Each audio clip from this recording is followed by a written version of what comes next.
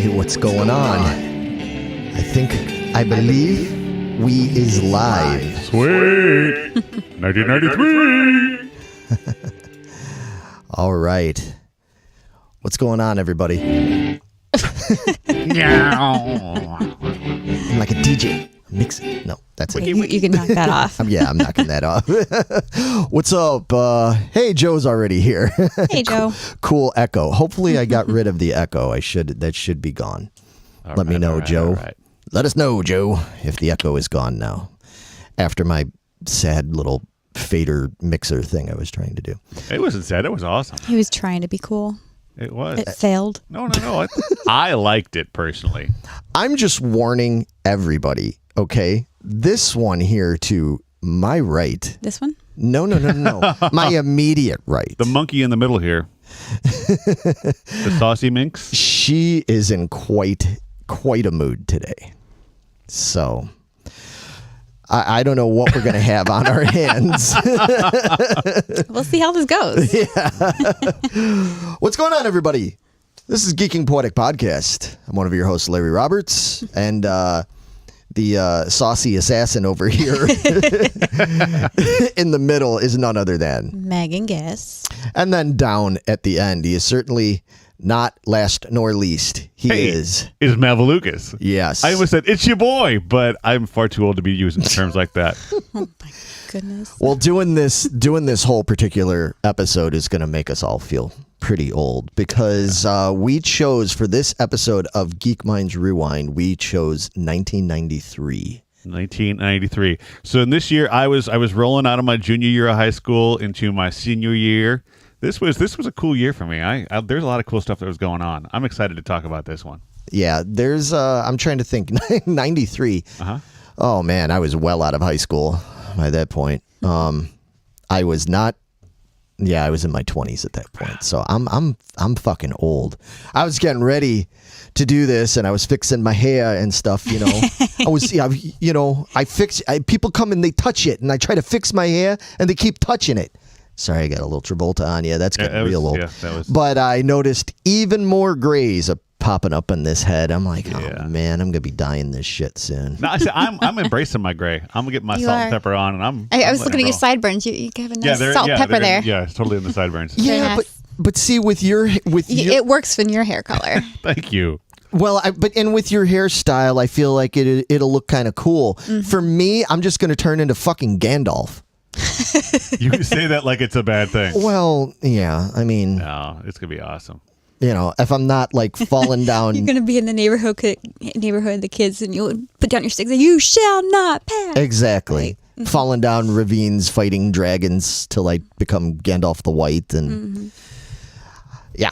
I am a geek. I was turning a whopping 13 years old this year. 13. I was very excited to finally be a proper teenager. Nice. So you were 13. You were what, about 16? I was, like 16, 17? 17-ish, yeah. Okay. Yeah. And I was 20. All right. So that's like a pretty good little gap for each one of us. Different perspectives on 1993. You do have gorgeous Thor hair there. I read some of the comments. Yeah. Thank you, Carrie Ann. That's awesome. I can't even read that. Oh, that's Carrie B. Okay. Carrie B. Yep, it's Carrie B. I can't. Carrie B.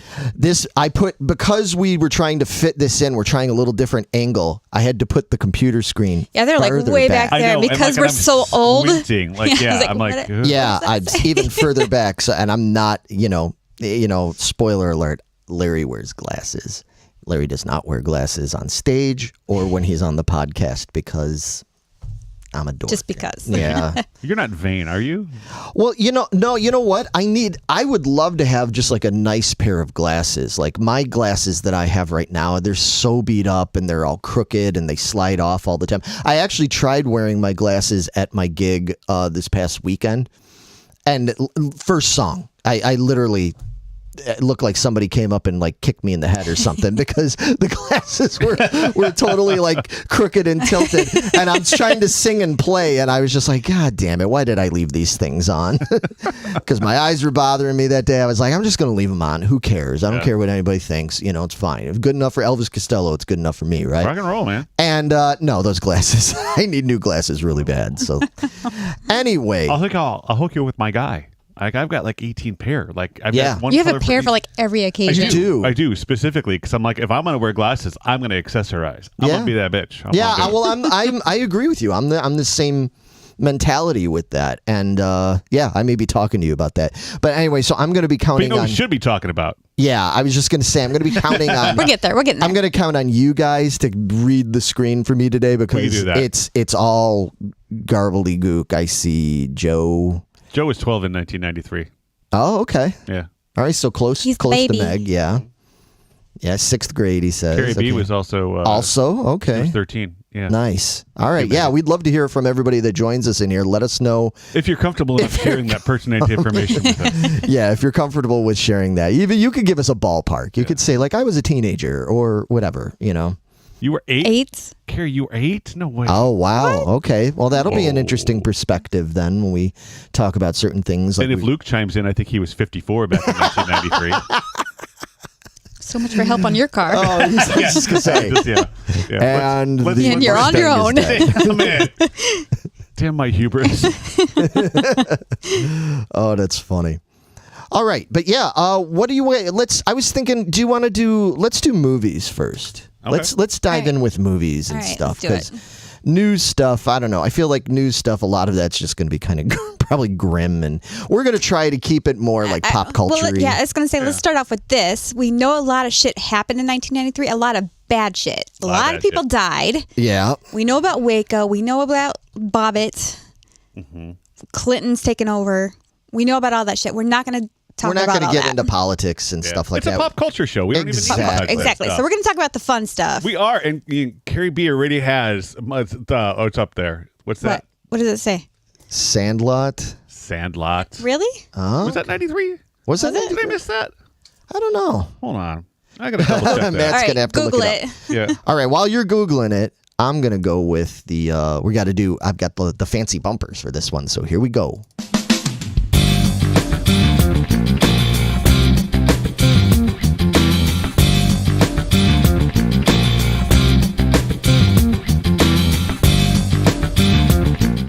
All right. So first of all, Carrie, I apologize that I even second guessed you. You were right, and I didn't even have that on my list, and it's one of my favorite movies. So a lot of the movies that came out in '93 have such quotable lines to them, and Sandlot being one of them. Oh, like you're killing me, Smalls. Like that to me, like I use that at least once a week in something, and it's awesome. I have only seen that movie one time. Oh my gosh. One time back in the 90s. For a kid like me, like I don't follow sports. I could not catch a ball if it had glue on it. Like I'm horrible with sports. But some of my movies that are actually part of this list right here are actually a couple of sports movies here and there's, I'll tell you what. Here's and there's. But Sandlot was one of those. That was such a good like coming of age movie. And the thing I liked about the Sandlot is he uses his dad's ball, the Babe Ruth signed ball, but he has no idea who Babe Ruth is. Like he's just out playing ball with his friend. It's like it's not the sports about him. It's about the camaraderie of it. And Sandlot, that's a great way to kick off this 1993 retrospective with movies. Well, it's also typical of kids because you can ask my parents, and there was all kinds of things that I ruined of theirs that had like sentimental value to them, and I was just like, yeah, what's this? Whatever, it's mine now. Ruined it. Yeah. And my mom still gets mad at me about shit. Joe, did you start the chat with? Yeah. What did he say in the beginning? Joe, yeah, we'd have to scroll up to find it. Our arms aren't that long. Betsy Ruth.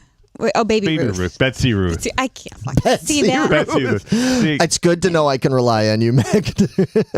All right. Yep. Yeah. That's one of your favorites. We're gonna get there. We're gonna get to that one. Yeah. Yeah, and speaking of that stuff, I was so kind. I was trying to clean my mom's jewelry. Oh no. Nice jewelry.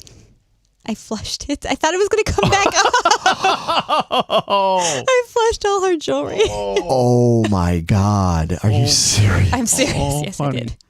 And you have the nerve to get mad at her about the blue jean skirt that she threw away? I know she did it in retaliation. I know she did. I don't blame her. Man. Eating all my red candies. Yeah. Tang in my cereal. Yeah. It all makes sense now, actually. Yeah, it really does. Because I think if you flushed my jewelry, I'd probably be like, all your shit is toast, Meg. It's all going on fire. I know, looking at our lists and stuff, because we actually made lists. We tried to be semi-prepared this time. One of the movies, and it's right at the top, it seems like, whether it's intentional or not, of all three of our lists. And I mean, it's it's probably the top movie from 93 is Jurassic Park. It is the top number one movie from 93. Yeah, exactly. He's got the number one movie. The top number one top number first. one It's the first. top number one first movie. It is. Of 1993. Yes. Yes. Must go faster. Must go faster. That movie is fucking amazing. And it's timely that we're talking about it because they're coming out with The new one comes June out, 10th. doesn't it? Yeah. Yeah. June 10th. We should really go see that. We should live stream it. I mean, not like that because that would be piracy, Illegal, but like, but- yeah. You're under arrest. Yeah, we should go do like our old school. We'll go see it, and then we'll go live after we get out and Sweet, let's do it. talk about it. Let's do We it. should do it. Haven't done We that in should. a long time. Okay, so what was awesome about Jurassic Park? The Everything. dinosaurs. Everything, yes. Everything. It was just so groundbreaking. I mean, the effects that they used in that movie were so, for its time, and actually I say for its time, but even now, so realistic. I mean, man, it looks so good. You watch Jurassic Park from 93 now, It's aged well. and you go, Yeah. damn, that looks really good. And you can't say that. There are other movies of its kind that came out 10 years later that look dated and terrible now. Yeah. So, I mean, whatever they did it right. Cast perfectly. I love the cast. There's another talk about a quotable movie. Absolutely. So many fucking quotes in that one. Meg, I don't know what you're looking at. See, nobody I'm cares. pulling up the thing so I can actually read what this says. Oh, She's pulling it up on her phone because she can't read across the room. man. Oh, man. Alex is here. Hi. Hey, Alex. Alex has joined us in the...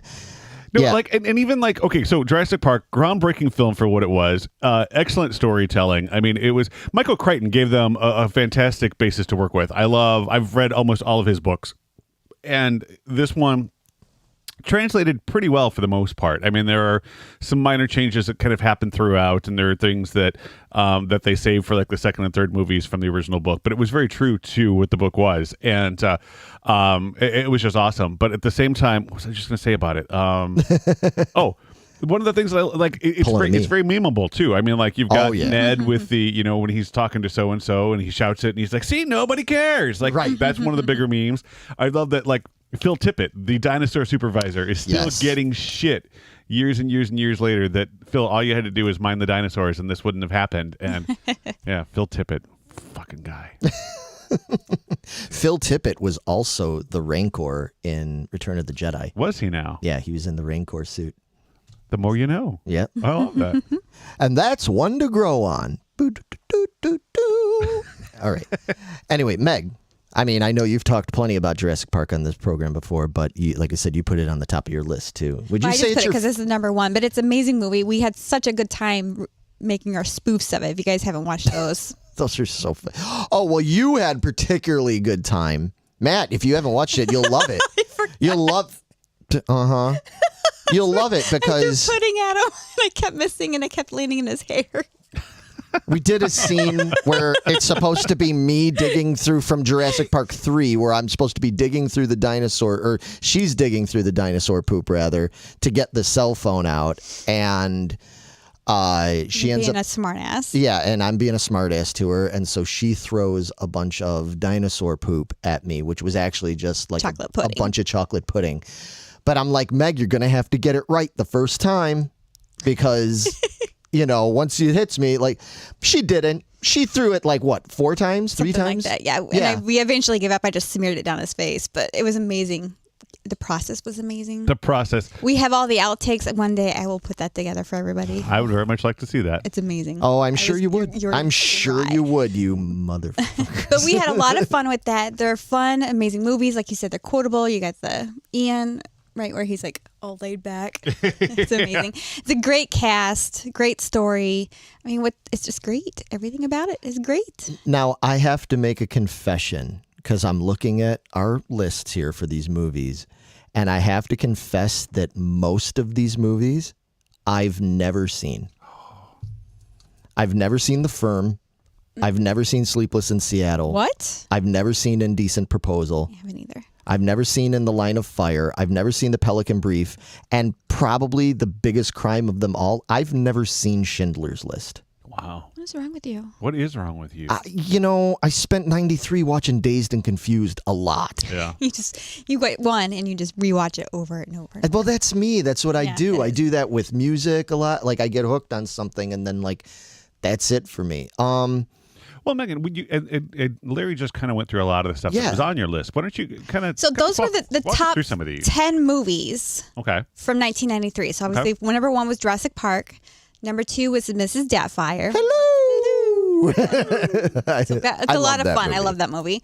Number 3 was The Fugitive. Number 4, The Firm. Number 5, Sleepless in Seattle. Amazing. Number 6, Indecent Proposal. Number 9, where am I? 6, 7, In the Line of Fire.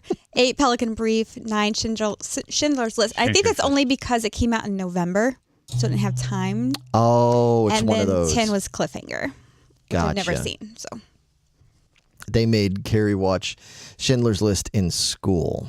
He says That's a heavy thing to watch in school. that is heavy. But the comment before that, she was talking about in Jurassic Park, that cup of water. They were trying to get that right when the water does the thing on the dashboard. Yeah. When we actually put it on a guitar and put like a guitar string under it and strum the guitar string. And when it did it, it gave that perfect ripple. That makes sense. So yeah, it was kind of neat. That's cool. What's funny is in our spoof, We did it with a drum. yeah, Nice. Yeah, that's right.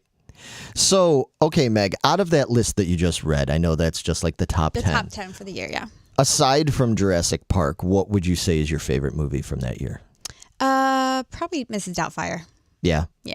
Yeah, that's a good one. It Do was you like like that perfect one, for Matt? my age at that time. Yeah, for the age, it was perfect. You watch it now, and it's really creepy. There's a dad Is who it? gets divorced, and to see his kids, he puts on a costume, pretends to be somebody else. I mean, that's It's pretty. that's psychophantic shit. Like if Yeah. somebody, no, if you saw in the news, man arrested for pretending to be old nanny to hang out with kids and And divorced spy wife. on his ex-wife, yeah. Yeah, I mean that's Man. some weird ass shit. That's some Florida shit right there. Yeah, that's Florida man stuff. That's exactly what that is. Yeah. Yeah, I guess that's a good point. I mean, but like for the sake of the movie, it was fantastic, and I loved Robin Williams, and he was just amazing in it. I love, when he's trying on the different costumes at the beginning, and he's doing the matchmaker, Yeah. the old it's awesome. Like he got to riff and be himself, and it was wonderful. Yeah. What about you, Matt? Like, it doesn't have to be from that list, but if you were going to pick, like, No, your I do. favorites. I have a couple here that I just absolutely love, and one of them, Jurassic Park, obviously. Cliffhanger was up there. I hated that movie. But the thing I liked about it was John Lithgow was a bad guy, and Oh, yeah, like I didn't really get to see him much as a kid, like as a bad guy. So when I saw Fair him enough. play that role, I'm like, ooh, Yeah. it's enough of a character twist that I watched it just for that. What a twist. What a twist! Same thing with The Good Son. That came out that year. That was Macaulay Culkin and Elijah Oh, Wood. Where that's Yeah, you liked the grim movie. but it was very dark, Cliffhanger was depressing. yeah, it was to very me. depressing. Good Son Good the same Son's way, but like depressing. it was Macaulay Culkin, and he was playing this bad guy, Yeah. and like it was so out did of a good character job. from Yeah. the Home Alone movies. I really liked that aspect of it. Okay. Another grim movie that I actually love was Falling Down with Michael Douglas, and that's a heavy movie. And when it first came out, I watched it. And it was not what I like Michael Douglas from like Romancing the Stone Right. and Jewel of the Nile and all of that stuff. And to see him in this, it was tough. But now, as a 46-year-old man, I totally relate to Michael Douglas and Falling Down. Like there are just some days I just want to get out of my car, grab my bat, and just bash the shit out of something just to get my rage out. Yeah, I think everybody has those days, and it's more relatable as you get older. Doesn't make it right. No, but it's more relatable. But you kind of understand. Yeah. When you're watching it when you're younger, you're like, God, this guy's just a fucking psychopath. Uh-huh. But dude's unhinged. then you get older and you're like, oh, I could see how it could get from point A to point B.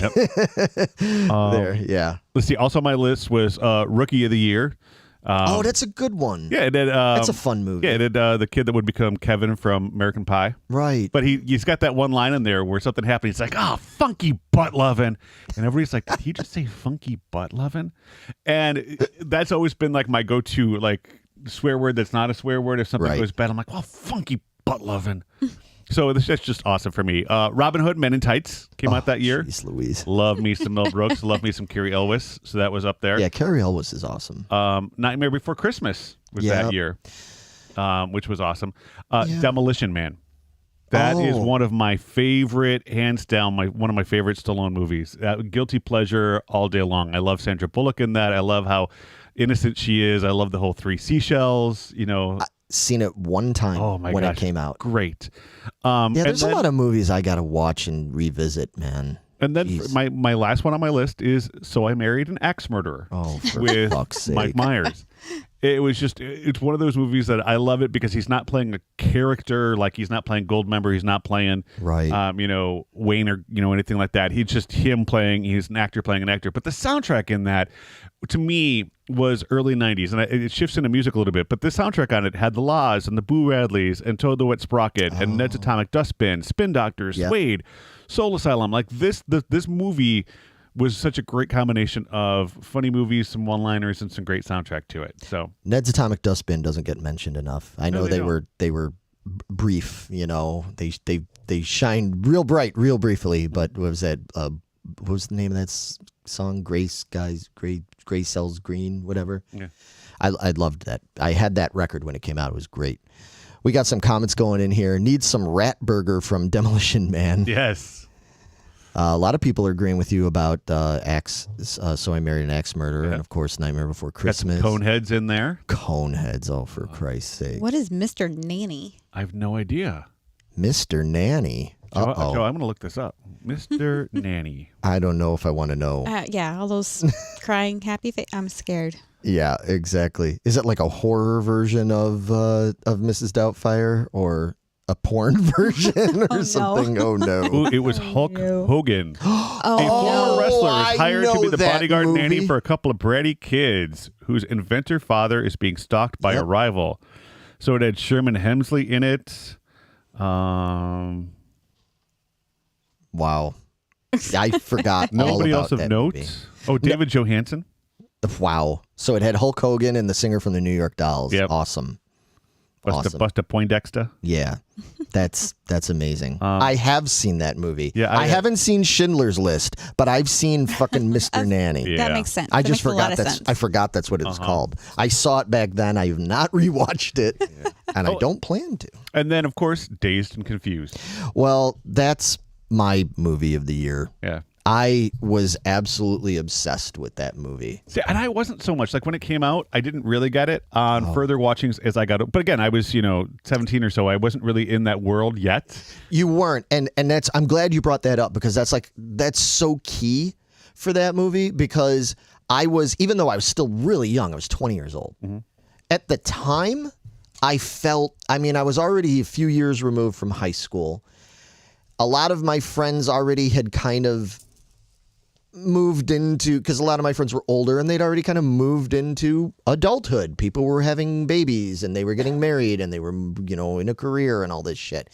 And so everything was, in a lot of ways, I thought compared to now, Jesus, but back then it seemed like it was my first taste of like, oh man, those years are gone. Like those crazy, being in Whiting, Indiana, cruising around Whiting, Indiana on a Friday night, just looking for, maybe we'll see some girls we know and looking for something to do. And is somebody having a party and blah, blah, blah, all that kind of stuff. Like I was already getting nostalgic for that to some degree. Plus I loved the 70s. I still do. I mean, nobody looking at me would ever guess that, I know, but I loved the 70s aesthetic. I loved the soundtrack and everything. And it like struck a nerve. And this was pre like Kevin Smith, this was just before that because Kevin Smith came along the next year and really, really mined that kind of, gold mine of that nostalgia that we all had of talking about Star Wars and, various, all that kind of stuff.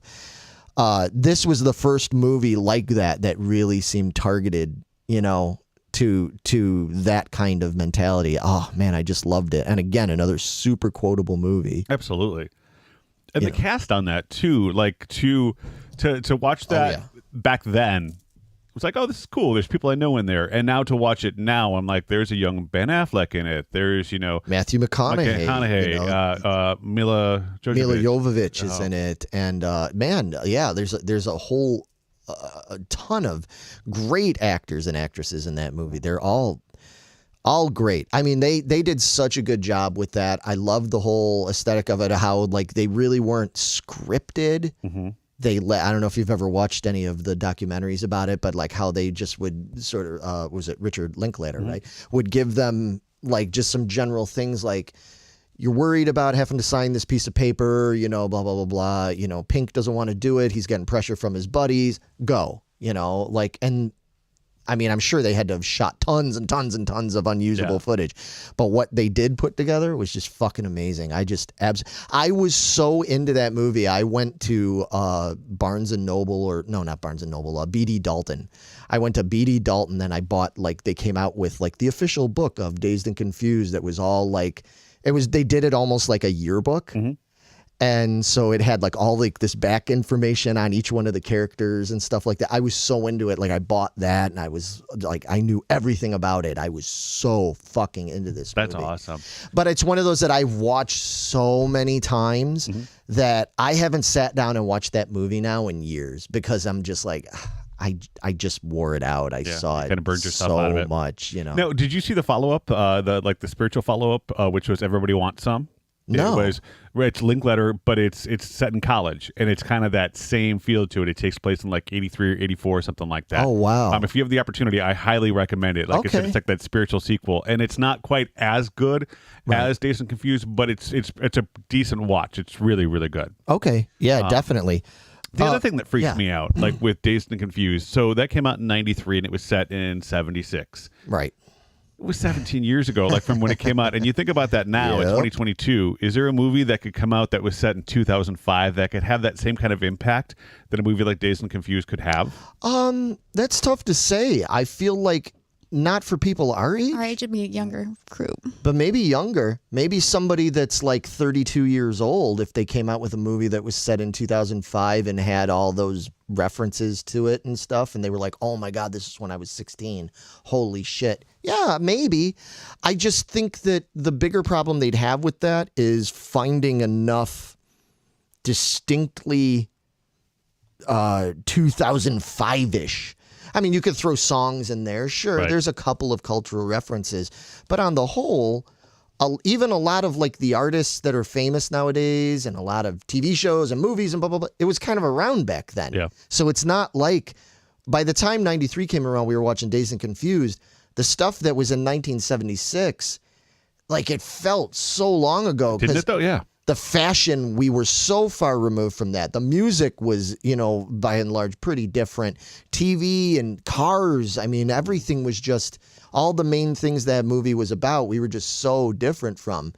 How the 90s, the 76 sexism, kind of shit that was going on and various things like that. And by 93, not to say that wasn't still an issue, but not in the same way. We had progressed some.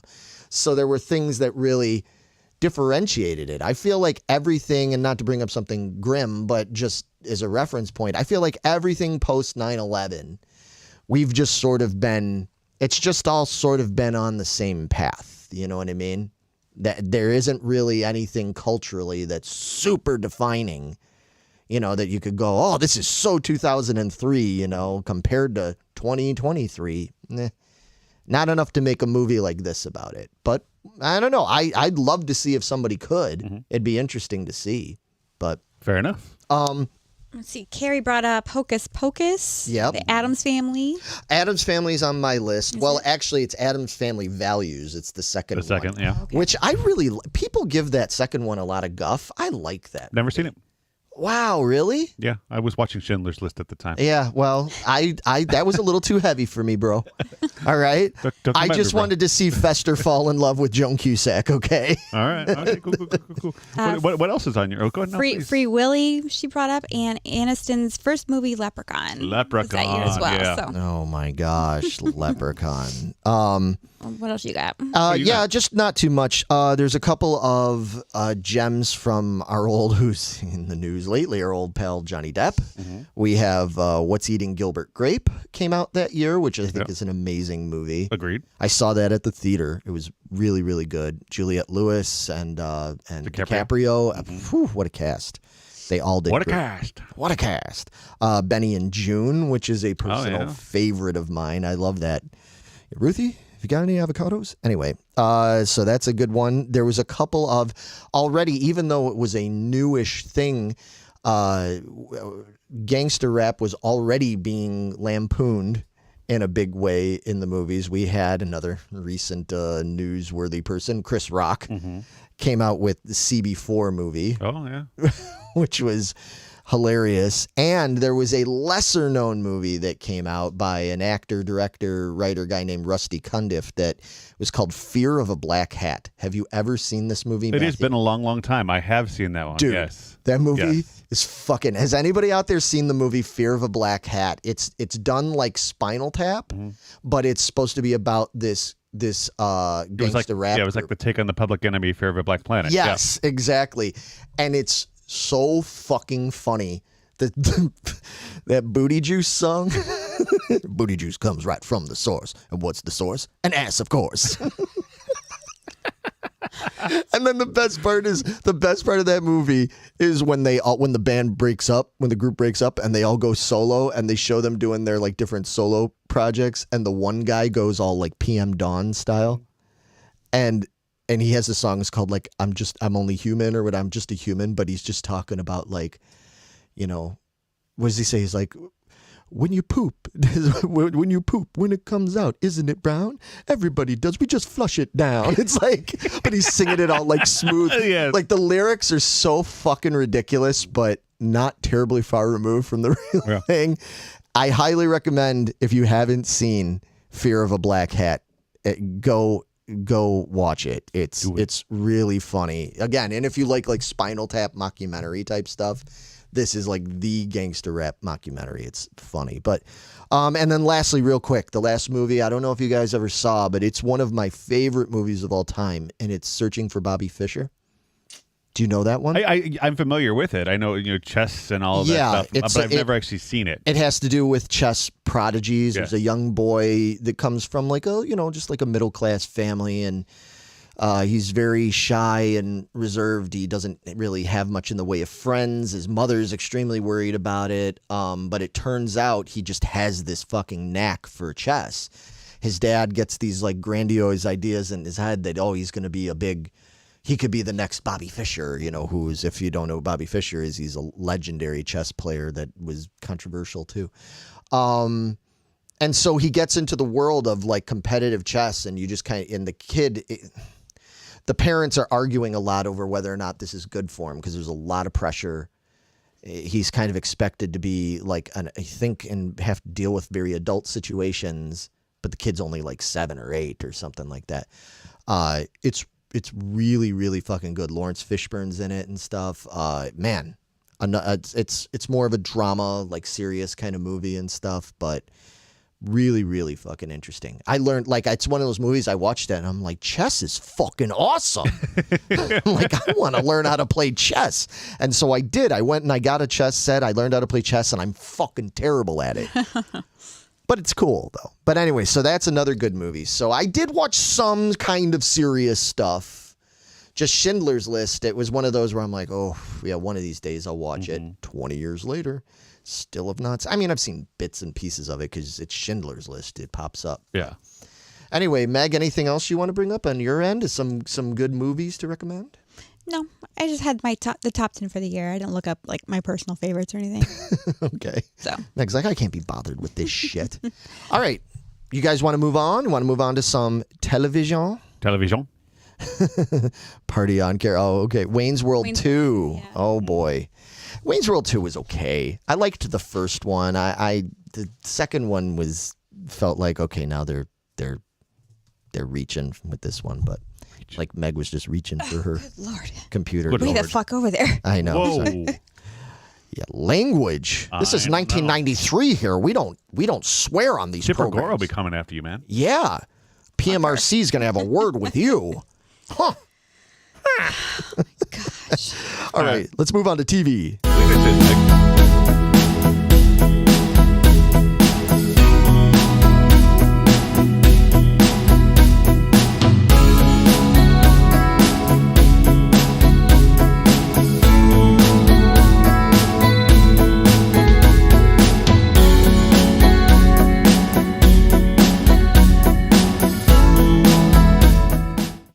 All right. Do you like that? I even threw a little Taco Bell commercial in there for you and stuff. Those were all commercials that came out in 1993. Pretty nice. The Intel Inside. big advanced stuff. Dude, you're getting Adele. Yeah, I know. Wow. It's like, what is this internet? Mm-hmm. Have we looked that up? Janice, can you look that up over there? Can you see what is the internet? They have it on computers now. Am I saying that? Are we saying that correct? Did you ever see? Yes. I love those news bits, and I'm like, wow, that's amazing. Yeah. But anyway, okay, yeah, TV, Meg. All right, so the top TV shows for 1993. Number 1, 60 Minutes. 60 Minutes. Right. Yep. 2 was Home Improvement. 3 was Seinfeld. 4 was Roseanne. 5, Grace Under Fire. 6 was Coach. 7, Frasier. 8, Murphy Brown. 9, Murder, She Wrote. And 10 was Thunder Alley. I'm sorry. Thunder Alley. I have no idea. I do not remember that at all. Thunder Alley. I don't Look it up. Matthew, you look that up while I contest this list, because why do I have a feeling that this was tampered with? It wasn't. It wasn't tampered I with? swear to God, this is the list they gave me by ratings. This was the list. So, it just happens to be a list I would choose.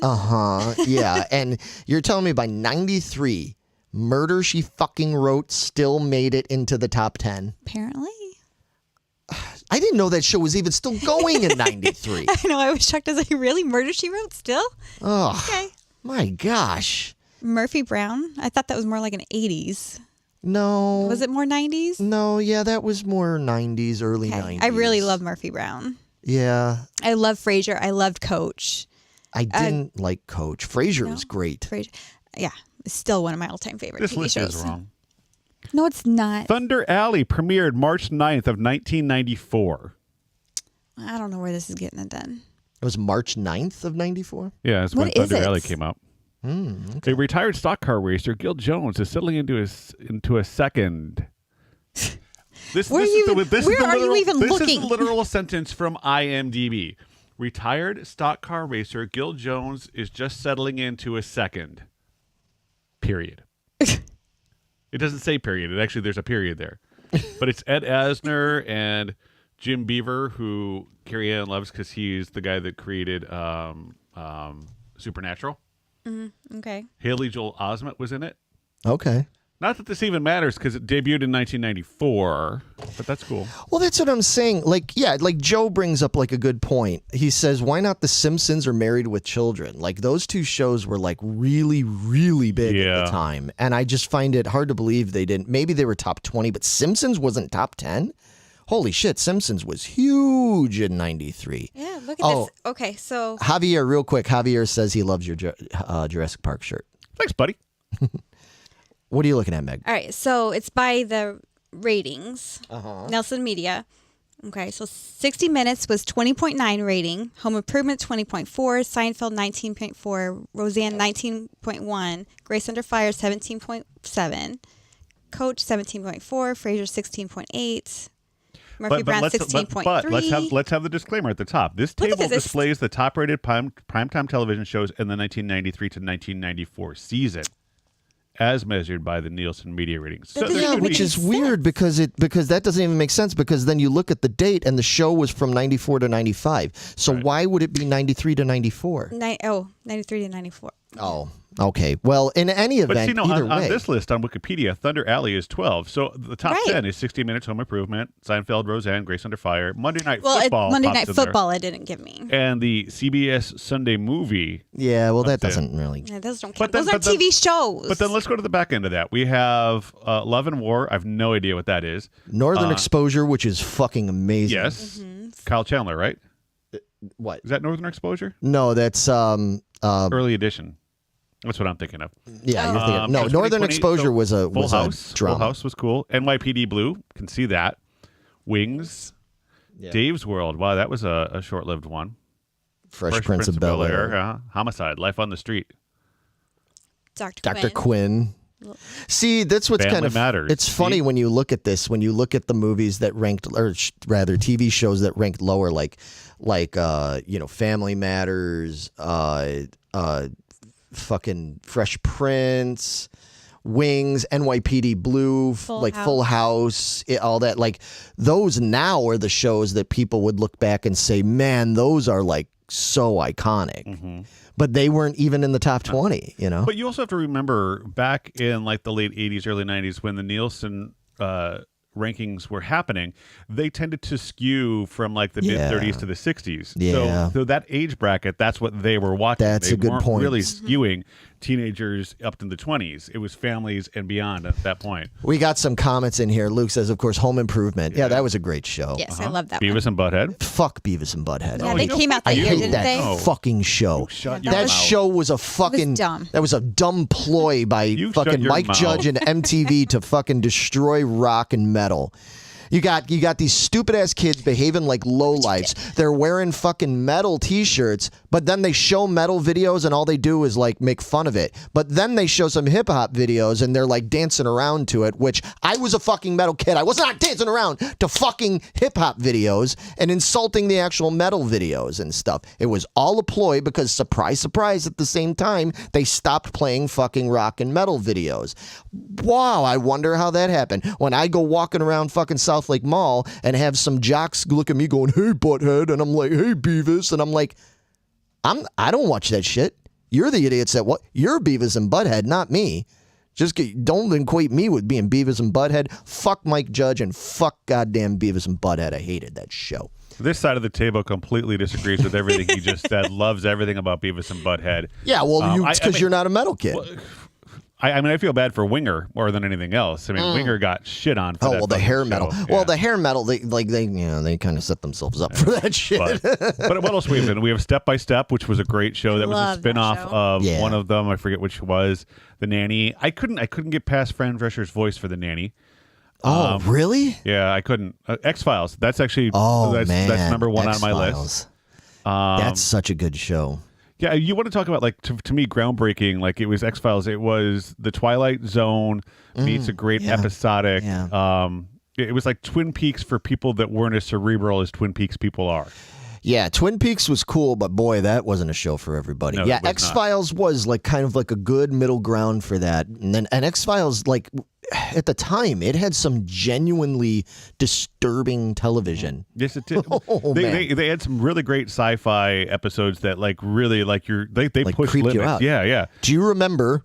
I shouldn't even bring it up. Do you remember? Because I think they only showed it once or twice. Do you The remember? family in the cabin where they pulled them up from underneath the bed. Fuck, and you knew exactly what I was going to say. Yeah. You boys are looking fine. Yeah, creepy ass episode. But Give me some of that bread. I still say that. Iconically horrible. But the nice thing, what I loved about the X-Files, it was a combination of like those incredibly deeply disturbing episodes like that with some really great mythology that went through the course of the season / course of the show.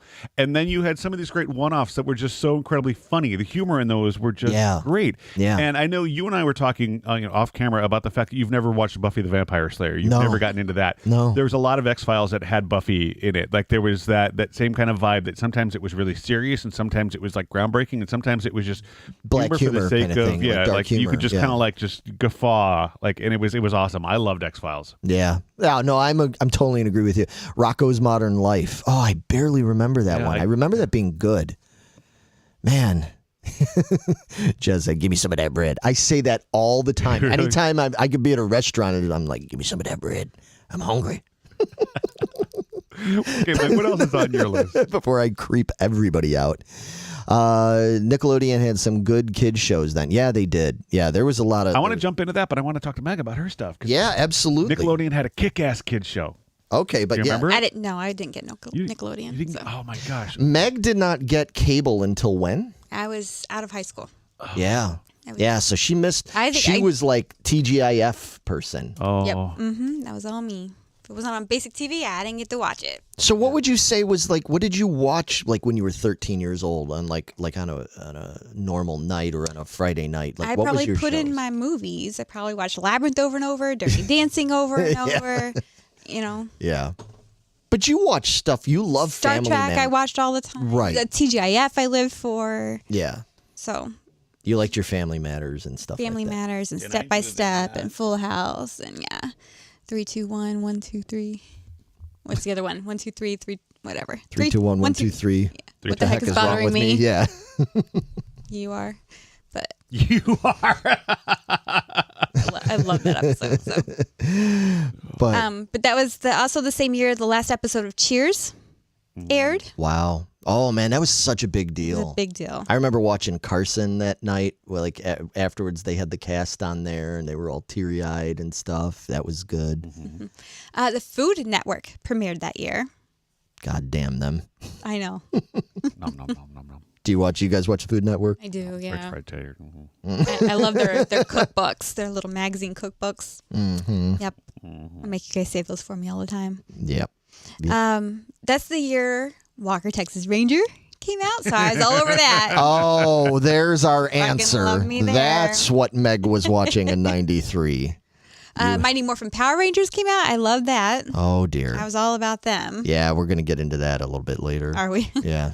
Let me see what else.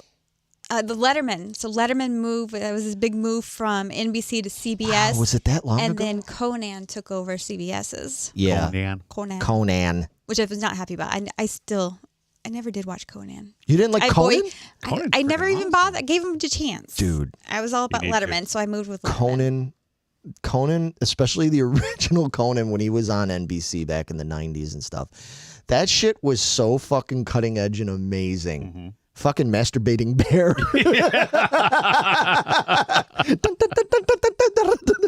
I mean, I remember the first time I saw it, I was like, what the hell is this? I can't. Well, I mean, it was totally my kind of humor, and I was just like, I can't believe they're getting away with this. Triumph the Insult Comic Dog. Yeah. And, oh my God. Para mí tu pupa. Yeah, in the year 2000. In the year 2000. In the year 2000. Mr. man. Cooper came out. I love that show. Oh, too. Hanging with Mr. Cooper. Yeah, that was a real popular one with a lot of people. Going with the talk shows, Chevy Chase. Oh, his late night did show have premiered.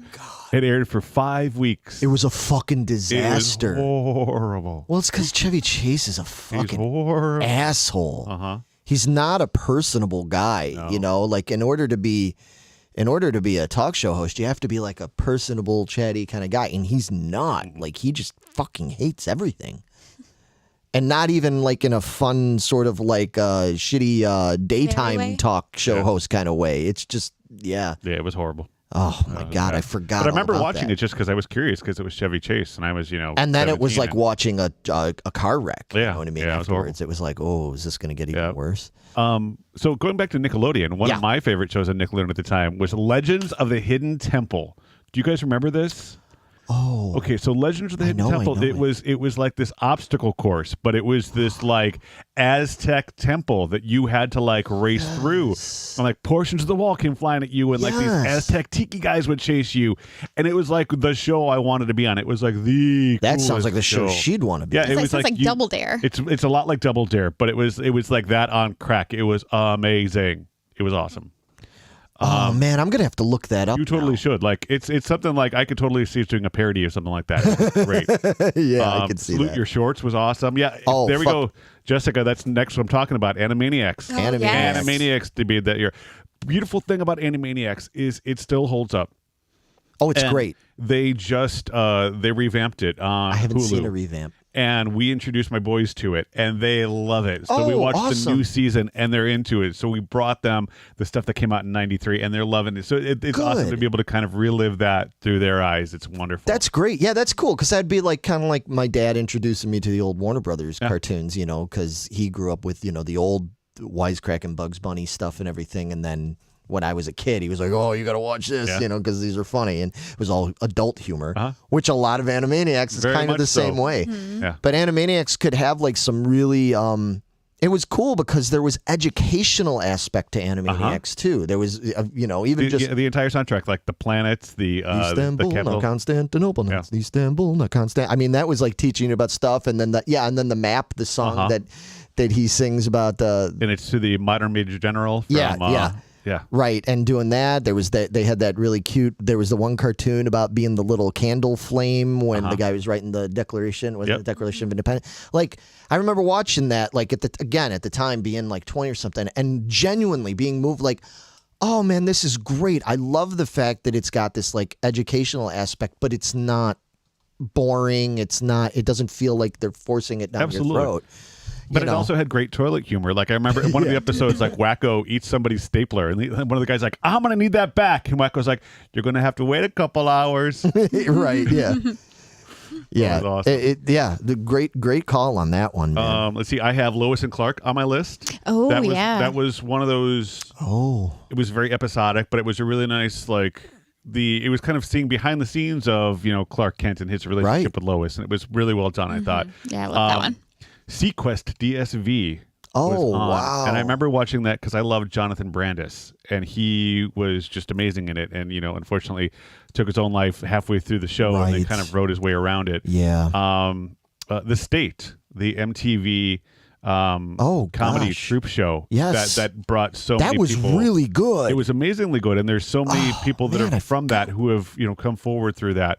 And then lastly, another guilty pleasure, Saved by the Bell, The College Years, debuted in 1993. The only original members were Zach Slater and Screech, and then they eventually brought Kelly back into it. But it was Zach and Slater doing their hijinks and things like that. And it wasn't obviously as good as the original, especially now, like watching some of those episodes, because I caught them on YouTube as I was looking this up. And it didn't age well, but for me at the time, it was fantastic. I loved it. Yeah, you were the perfect age for it. Absolutely, totally. Wow. Oh, was that 93? Joe brought up the Jon Stewart show on MTV. Really? His talk show. That was a great show.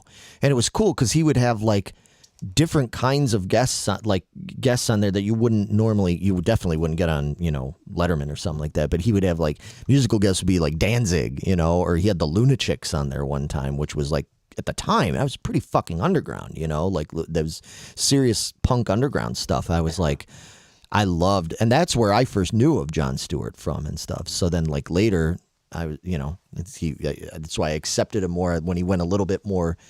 I mean, he was always funny, you know what I mean? But he went into a little bit more serious reporting stuff and everything. And I was like, yeah, that's my boy, so. Well, it's cool. Javier has some stuff in here too. MTV started doing some of that cutting edge animation stuff. Yeah. Like Aeon Flux. Was that 93? Wow. Daria was awesome. Yeah, but did Daria come out in 93? Was it that soon? Because, I know she was on Beavis and Butthead, but I don't remember. I didn't remember that coming out that soon. It could be. Again, I'm losing track of time here. Yeah. Daria was great. Now, I did not like I said, Beavis and Butthead. It had its funny moments, but Daria was a fucking work of genius. That is a great show. It's still funny. I've watched it more recently. It's good. How about you? What's on your list? For TV stuff, everything that we kind of brought up was there wasn't anything that was. I was watching a lot of Star Trek Next Gen and things like that. And that's Javier just brought up one that I definitely watched because I have to admit, as much as I don't like reality TV nowadays, I was a Real World dude. Oh, I love that. The first couple of seasons that were awesome. Yeah, so that would have been Real World Los Angeles. That was a really good one. I watched that a lot. New York was my jam. I love the New York season. Yeah, was that the first? That was the first one, right? Was that? Yeah. Yeah, exactly. Yeah, that was. Yeah, I loved that one. I even went and saw Andre, the long-haired dude that had the band in the first season. Yeah. Andre, he had a band. They showed him on the show and everything, and they played at. Oh my God, what's the name? Why can't I think of the name of the fucking place? They played at a bar in Chicago. Then, right after the season had aired and everything, and I went and saw them, and they were fucking great. That's awesome. I still have that CD. It was really good, just alternative rock, catchy alternative rock, somewhere in between STP and REM, really good band, man. It was a shame they didn't get somewhere. I feel like it almost worked against them a little bit because they were they're that reality show band. It's oh man, they were so much better. Oh yeah, Puck was San Francisco. I think San Francisco was probably the last season that I watched. Okay, really? Oh yeah. No, man, I watched Real World for years and years and years. I even have a what is he? He's my second cousin. I have a second cousin that was on Real World. He was in I don't remember I guess it would have been Chicago. I was on one of them. I don't remember. I remember, and I forget what season it was. It was the first time that they had one of the gay characters who had AIDS. It was the first time they introduced his character, and I forget, not his character, but him. That was began with a P. Pedro. something. That was Pedro. Was it Poor Pedro. Yeah, he was such a good dude. But I remember after that season came out, he released his comic book. Yeah. And I bought it. Like, it's fantastic. It Yeah. was well written. It was well done. And that was one of, like, to your point with the music thing, there are certain people that I wouldn't have been introduced to if it wasn't for shows like that. And, you know, the Real World. Yeah, that was San Francisco. Yeah. But I mean, then you think about, you know, what reality TV has become, and a lot it's of it horrible. happened because of Real World, and you know. But Real World, and I know Real World, but it gave that larger audience. I know, but it's like they is. took something that was like really. I know we found out. Of course, I mean it makes sense. We found out in years since that they were. You know, they were guided by the producers and stuff of, you know, to be set up for things because otherwise there wouldn't be enough interesting content. But it's still... i.e. drama. Yeah.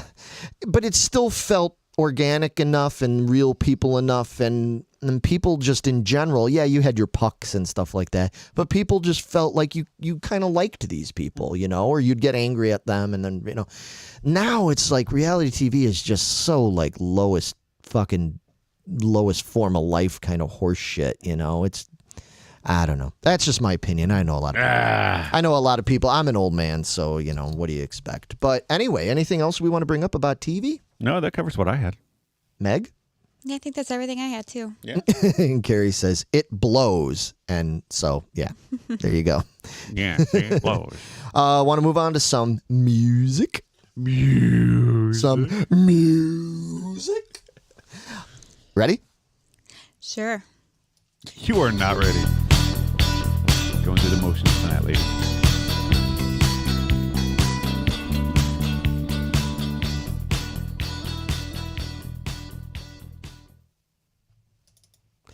All right. So we're going to move on to some music talk now. Megan, as always, I don't know, we can start with you if you want to bring up some stuff. Well, you know what? First of all, before you just go reading lists, 13 years old, right? Mm-hmm. You're starting, you know, you're a teenager now and everything. You're hitting the puberty. Was that around the time you were first really sort of branching out a little bit and finding some of your own music, not just like the stuff that you'd been exposed to in the house, you know, from family type of thing? No. No? No. I was a couple years later. Wow. You were a late bloomer with that, huh? Does this surprise you? No. I'm a late bloomer for everything. Everything. So you were just predominantly only listening to like country music and yes. stuff. You hadn't really discovered like pop music or anything yet? Nope. Interesting. Okay, so you wouldn't know. Okay, guys, I lived in a small town, Oklahoma, okay? I had like 4 TV channels, no cable. I lived way out in the country, so I had very few channels I could listen to radio stations. Right. Okay, so I was very, very bubbled, sheltered. Okay. Well, that's okay. So, yeah. I knew at some point you started to, you know, discover like other stuff. Obviously, because you listen to a lot of other stuff now, but I know you had discovered other stuff eventually. Just wasn't sure when that happened. Yeah, it was about probably late 94, 95, just before I moved here. Okay. I started branching out and finding new things. Interesting. That my parents weren't thrilled about.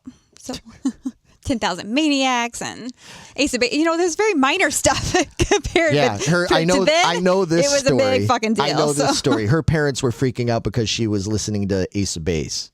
Ooh. And thought she was on drugs. Because I went to a carnival and it was on one of the rides. Oh, I really like this. And I found it and yeah, so. You're just walking around the house singing that all she wants is another baby? Yeah, so it wasn't pretty. I wasn't allowed to have anybody over that, no. All right, fair enough. Joe says one song he thinks of is Laid by James. Do we know that song, Matt? No, I've never heard of it before. I've never heard of it. No. Yeah, no. You play it every weekend. Our wives are huge fans of the song. James is my wife's favorite band. She has seen them at least 18, 19 times throughout the country. They don't tour here that often, and when they do, she'll jump on a flight to Vegas or New York or California to go check them out. Right. Yeah, I always liked that song. I remember when I first heard them and stuff. I loved a lot of that early 90s British stuff, this kind of I call it second wave of British, alternative pop stuff, because of course in the early 80s we had all the post-punk alternative stuff like Morrissey and Depeche Mode and it's Pet Shop Boys and all that stuff. But then in the 90s we had your you had your Suedes and your and James and a lot of those kind of things and Charlatans and stuff like that, and I loved all that stuff. So yeah, with Laid, it was the first time that I really remember a song being overtly sexual. It wasn't like an entendre or anything. There's Right. a line of "She only comes when she's on top." Right. Like it was so like in your face. There's no mistaking what Laid is about. It's not like they're laying in bed. No, he's getting laid. Like it's, and then the whole idea of the song, like you can have a crazy ass fucking relationship, but if the sex is that good, you're coming back for it. And that it was just one of those first times that I'm like, ooh, yeah, okay, he's telling me exactly what he means right now. And there's a certain sound, well, that James does in general, but I mean, just speaking specifically about that song, there's a certain sound to that song. Like, even as much as I love playing it, we don't have those layers of the synths and stuff that are underneath it that, to me, adds this, like... It adds this feeling to that song, and it's like this yearning kind of feeling that fits so well with what the song is about. I'm glad you brought that up because I think that song's a fucking masterpiece. Meatloaf, Anything for Love. See, that's number one on my list because I'm, as you know, huge Meatloaf fan. Yeah, and for a lot of my early high school, I was living on Bad Outta Hell. Love that album.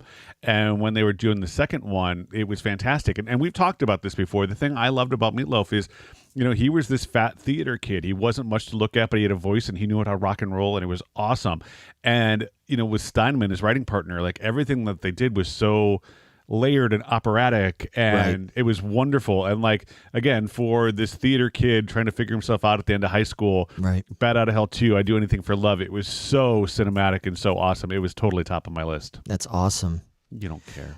No, it is. I mean, I'm not a huge Meatloaf fan. I'm very selective about certain songs, certain things he did over the years and stuff. I love some of his early 80s, like harder rockin' stuff he did that people kind of overlook. It was really fucking good. But no, I mean, that's like, I totally get what you're saying about how you related to it and what it meant to you. I love shit like that. Meg, do me a favor. You've got this top 25 songs. Do you mind running down the list and we can till Matt tells me I'm wrong. All right, Funny, so Larry said you were wrong. I just confirmed it. Anyway, top 25 songs of 1993. I Will Always Love You by Whitney Houston. No, I'm sorry. I'm not going to sing that shit. All right, we're going to sing all these. Whoop, there it is. Whoop, I don't always whoop, but when I do. Whoop. There it is, yeah. Tag team. I Can't Help Falling in Love with You. UB40.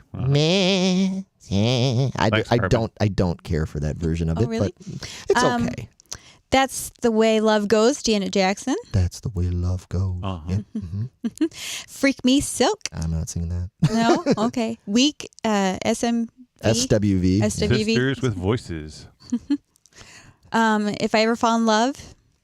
By Shy. Yeah, I don't remember that one. If I ever fall. Oh, okay. It's not that one. I'm thinking of the 80s Okay, stuff. yeah. I was going to say. Dream Lover, Mariah Carey. Yeah. Rump Shaker, Just shape your Rex and Effects.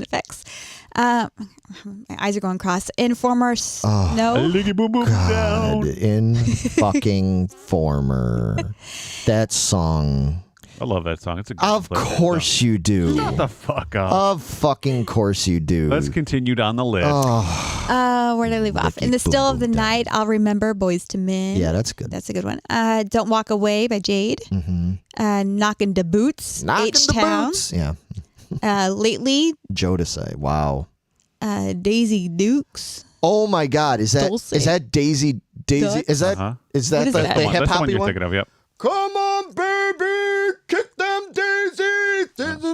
Oh my That's the God! one. I haven't heard that Yep. song in years. I had a friend. Alex that was he was a death metal drummer guy, but he could do that fucking part perfect. We'd be at like the Thirsty Whale at some like a Morbid Angel show or something, and all of a sudden across the room I'd hear him just yell that out and just sing that. It just like in the most inappropriate place, like to yell that. It was funny. Sorry. Anyway, wow, that was top 25. Uh-huh. Yeah, it's Holy back in the middle shit. of it. Wow. Let me see. My high school dances were banging. Like this whole This fucking is all list is it? awesome. This is your high school dance shit? Oh, yeah, I believe it. Show Me Love, Robin S. Robin S., yeah. A Whole New World, Aladdin's theme. Yep. Yeah, that's Love cool. that one. That's cool. If by Janet Jackson. I'm So Into You, SWV again. Love Is, Vanessa Williams and Brian McKnight. Runaway Train, Soul Asylum. That's a fucking great song. Yeah, it is. Okay, real quick before you go through the rest, Runaway Train. I heard that song the other day, like maybe a week ago, and it's one I don't listen to. I used to listen to that album all the time, but it's one I don't listen to all that frequently anymore. It's still good though, and every time I hear that song, it instantly depresses me because I think of the fucking music video. Did you ever see the music A video? long time ago. Do you remember what time. it's about? It's about a train that's running away. No. And we're done here. Yeah, Carrie says Runaway Train stays with you forever. It's every time they go to the chorus, they show all the missing kids ads Oh. about the runaways and the missing children. Oh my God. That was so heartbreaking. And still now it like makes me upset. Ugh. It's a great song, but goddamn, guys, like effective. I mean, it was 29 years ago. I'm old. 29 years ago, and I hear that song, and it still brings that image back into my head. It was so, man. Soul Asylum is so fucking good. They are man. awesome. People Dave don't Pirner. give that band No. enough credit. Fucking Dave was great, man. Dude, so good. We need to play some soul. I know. We've been working on it. I know. We need You're to right. play it. You're right. When Anyway. you're right. You're right. Anyway, all right. You can finish the list. Where do we I'll Never Get Over You Getting Over Me. Expose. Expose. Yep. The Ditty All Because of You. Paperboy. I don't know that I don't know one. that one either. I think I would know that if I heard it. Yeah, I'm sure all these. And Rhythm is a Dancer by Snap. Nice. Yep. A lot of good ones in the list too. No Rain by Blind Lemon. Oh yeah, By that's a Blind good song. Melon. I'm sorry. Blind Lemon. There's a bar in Cincinnati I'm going to this week. It's called Blind Lemon. That's on my mind. Hang on, yeah. Let me scroll up here because you guys got a bunch of good What's stuff going in here. on? Four Non-Blondes. The Breeders, man. Ooh. Ooh. What is love? What Baby, is don't love? hurt me. Cherub Rock by the Today. Pumpkins. God, I fucking hate the Pumpkins. You hate the Smashing Pumpkins, really? It's the sound of his voice. It's Billy Corgan's voice. I just guess. cannot. Yeah, it's like what's his name get from it. Rush? It's I- like Geddy Lee. I'm like, again, Oh no. love musically. Musically, I love Rush. Geddy Lee's voice is like nails on a chalkboard to me. Everybody Hurts, Drive, Man on the Moon by REM. Those are all REM great. had this was like Their year. this was a good like the evolution of REM. Like I loved their earlier stuff, but they Yeah. really evolved and they hit a groove with this one. It's good stuff. I prefer their earlier stuff. Agreed. But anyway. Agreed. that's fine. So Javier asked, did anybody think that Snow was Jamaican? I did think that. Wasn't he did. Canadian? I don't know. I think Snow was from Canada, which would, I guess, fit because there's a lot of snow up there. Eh. Yep. Four Non-Blondes. What's going on? Oh, yeah. We know that one. Nirvana. Heart-Shaped Heart-Shaped. Oh, yeah. And good Utero one there. came out that Yep, year, yep. man. That's a fucking Spin great Doctors album. and Two Princes. I love that song. Oh, Spin Doctors. Yeah. You know, that's another band that I feel like people bag on that band. Like they're not. No, I love them. I think they were great. And we man. talked about this before. The whole album, that Pocket Full of Kryptonite Yes. album, was actually kind of a mini rock opera. Right. Because it's Jimmy Olsen's Blues. The Two Princes was supposed to be like Jimmy and Superman and Lois For the picking same one over woman, the other right. one. So there's a lot of that really ties into the Superman lore in that, which is Right. why I love that album because you can totally read into it. That's cool. Linger from Cranberries is a good one. Yeah, that's a good song. Mr. Jones, Counting Crows. Counting Crows. Oh, this kind of kicked off what was the awesomeness of Counting Crows. Yeah. Yeah. Just Bloody Kisses. Yeah, well, we haven't gotten into my list yet. Yes. Well, why don't we do your list first? Because there's not too many people that are going to probably appreciate. So I figured there was plenty of pop, and I knew you'd bring up some stuff and everything. But for me, I went through and I found the top because ironically, 93 was a year that a lot of the mainstream public. Hey, jealousy, guys. Oh, Hey, jealousy. oh, well, yeah. Yeah, I was just going Right. to say. Hope your surgery's going well. Yeah. Feeling better. Absolutely love Gin Blossoms. Absolutely one of the best pop bands of all time, in my opinion. Really, really good band. And they're still good. You just saw them not long ago. I'm going to see them next month too. Oh, Are you? nice. Yeah, and they're still good. So, So speaking of this, like the 90s Yeah. thing, it's Bare Naked Ladies, Toad the Wet Sprocket, Engine Blossoms, all Yep. playing together. Like that to me is like this era in a nutshell. perfectly. How did I get in this nutshell? Yeah. How do I get out of this nutshell? I've got caught in this nutshell. How do I get? Yeah. All right, you were in a different Anyway. world You over made him there. Russian. So You made him for Russian, me, why? huh? You made Mike Myers Russian. Why'd you? I don't know. I wasn't doing Mike Myers. I was just being a dick. I'm good at that. Continue. Anyway, so the ironic thing about 93 is that a lot of people by 93, a lot of people would say, especially retrospectively, people think, well, heavy metal was dead. Grunge and all that came along and it killed off heavy metal. And it wasn't true. I mean, it wasn't in like the top 40 of the charts anymore, like it had been back in the Motley Crue, Poison, whatever days and stuff. But metal, especially good metal, was still like really alive and kicking. And most of it was foreign. Like most of it was still just as huge, if not bigger than ever over in Europe and Japan and South America and stuff. And some of my favorite metal albums of all time, not even just 93, when I started looking at the list of just everything that came out, I was like, oh, that's a good metal album. So I'm like, fuck it, I'm making a metal list because why not? Because I'm kind of metal. So that year we had Voivod. Of course, I have to bring up Voivod. That's my favorite metal band of all time. The Outer Limits came out, which was a great album and was kind of a concept album about the Outer Limits TV show. The band Carcass came out with their breakthrough album Heartwork, which is considered a classic now. Entombed came out with their classic breakout album Wolverine Blues. Anthrax made their big change in sound. It's when they first had John Bush on vocals and came out with Sound of White Noise, which was a really, really good album, man. They had a song Black Lodge. Do you know that Anthrax song? I think it was based on Twin Peaks, actually. It was inspired by that. And Anthrax went from being this like moshy thrash band to, I don't know. I mean, it's metal, but it's kind of alternative. They just created like a whole new sound for themselves. And I feel like nowadays it's a little overlooked because they sort of went back now to being like the thrash metal guys again. Sound of White Noise is amazing. The band Pestilence came out with their departure album Spheres, which was a huge influence on me because it was really, really prog rocky. Death came out with Individual Thought Patterns. I'm actually friends with the guy who played guitar on that tour. It's Death, one of the greatest bands of all time.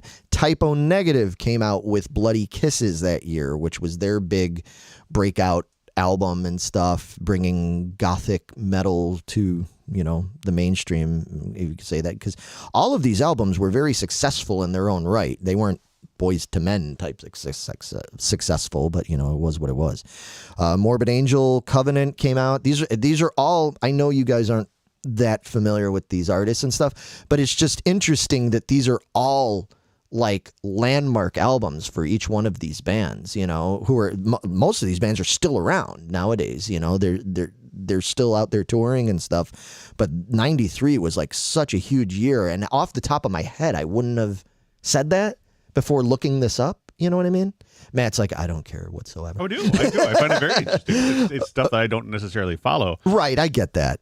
Cathedral, two more real quick. Cathedral is a British doom band. They came out with their big breakout album, The Ethereal Mirror. And right after they did that, they got a new drummer from Chicago, Dave Horniak. Oh, really? Yeah, you know my buddy Dave. He owns a bar in Chicago and everything, and he played with me in Shades of Grey, and he joined Cathedral when they were still touring for this album.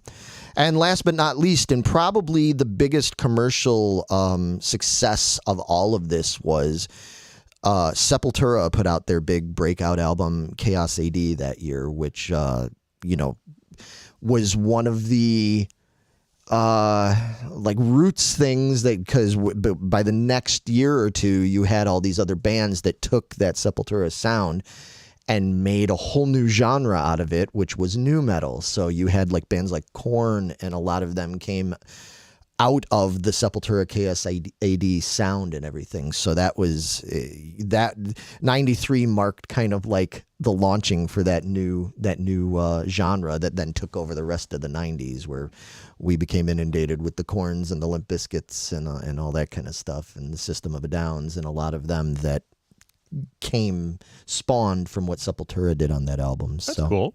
Anyway, so yeah, just for anybody that might be watching or listening that's into the metal stuff, 93 was a big year for a lot of that stuff. And I was out there gigging at the time doing nothing. I was doing a lot. I hadn't gotten anywhere yet. I was in like 3 bands trying to get somewhere. It took a little while, but... So what else is on your list, Matt? Yeah, I'm curious to know what you've got. Mine's obviously a lot more poppy than that. Right. I had Meatloaf at number 1. Mm-hmm. And this isn't really ranked. It was just stuff that, like, as I was looking through the year, Caught your attention. just totally caught my attention. Duran Duran came out with Ordinary World Fucking that year. amazing. It's an amazing album. It's an amazing song, but they were in 93, so like that Duran Duran, like the wave was coming back down, and it wasn't appreciated as much as it should have been. Because, with grunge and the way that everything was evolving, they were trying to evolve with it. And I think it's an awesome album, but it didn't, I don't think it had enough of that tidal wave behind it to push it forward where it could have gone to. It didn't have the Rio, it didn't have the Hungry Like the Wolf, it didn't have the Girls on Film, it didn't have that kind of like idea. It was a different Duran Duran. It was a more matured Duran Duran, but not in a negative way. Like no, not at all. If Duran Duran would have been trying to still do fucking Girls on Film in 93, it just would have came off so hokey. Well, and I think about that too. Like I don't remember, and I wish Carrie Ann was listening because she'd be able to tell me who was in the band and who wasn't. But it wasn't the 5 guys anymore. No, right? it was no. I know. Come on, man. Who are you talking to? Sorry, baby. Sorry. I mean, I didn't mean. Baby. I'm not taking away. Carrie Ann knows her shit when it comes to this. Absolutely. I'm sorry. But I know She's my my shit. go-to Duranie. That's all I'm saying. Right. Okay. Well, now you've got 2 because I'm You got to back up now. all about Duran Duran. Okay. Absolutely. I love them as much as any of those. Well, maybe not Voivod, but I love them all. I love them as much as any of those metal bands I just talked about. But they'd be close up there at the top.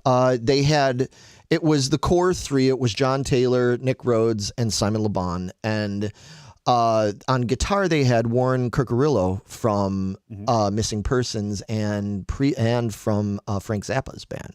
So they brought in. I love me some Andy Taylor. Andy Taylor was my boy. Like, he was a huge influence on me. I love Andy Taylor, but there was a step up musically in the way they composed and the textures and stuff they did, especially from the guitar end of it, when they got Warren in, because Warren was a very seasoned, just not better than Andy, just different, just a different kind of guitar player. It's like how The Cure has, oh my God, I'm going to kick myself in the balls right now. The Cure has one of my favorite guitar players in it, and I can't think of his name right now.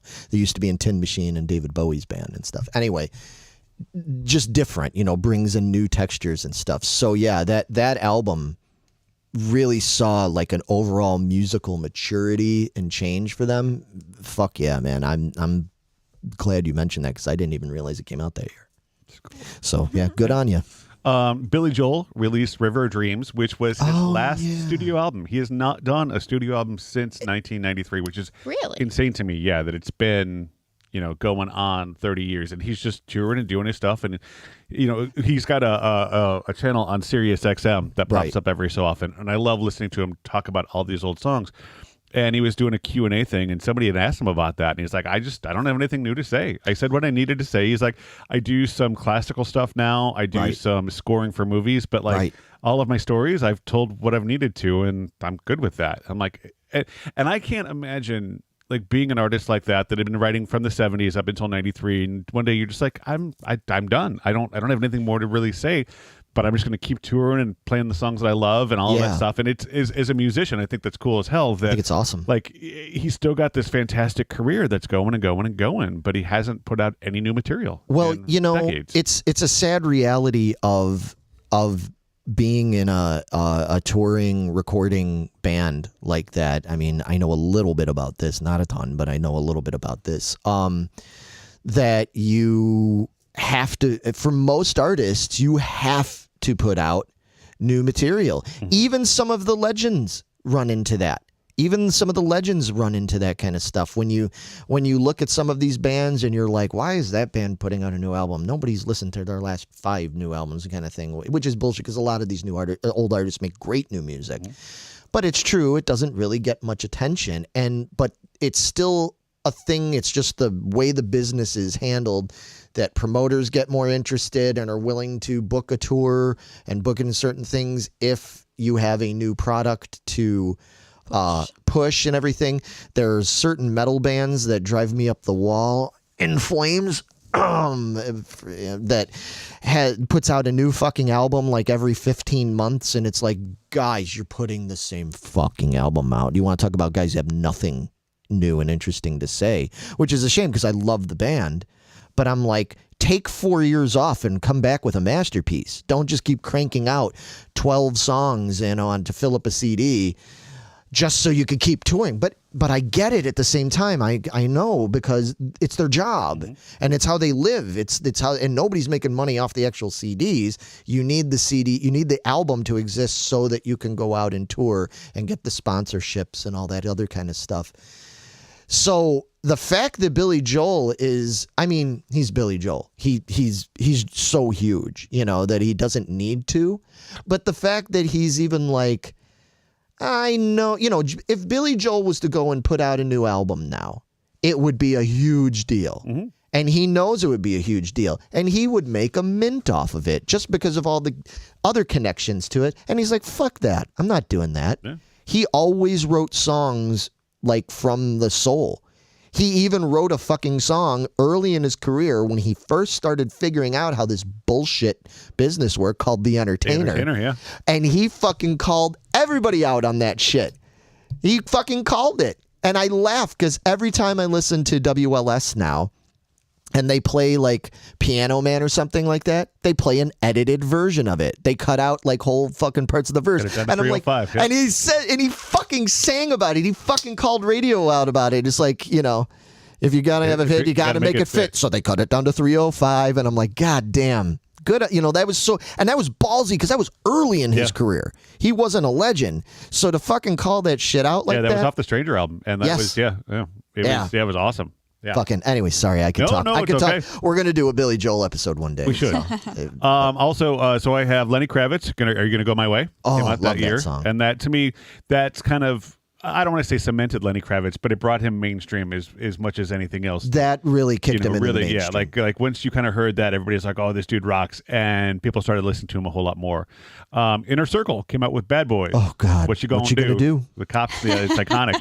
Bad Boys, you know what that is now. Yeah. What you gonna do? When they come Sting came out with Fields of Gold that year. That album. That's a good one. I was a huge Sting fan from the Police days, and I just started learning how to play guitar right around that time too. So like Fields of Gold was awesome. Like I learned that album back to front, and it was fantastic.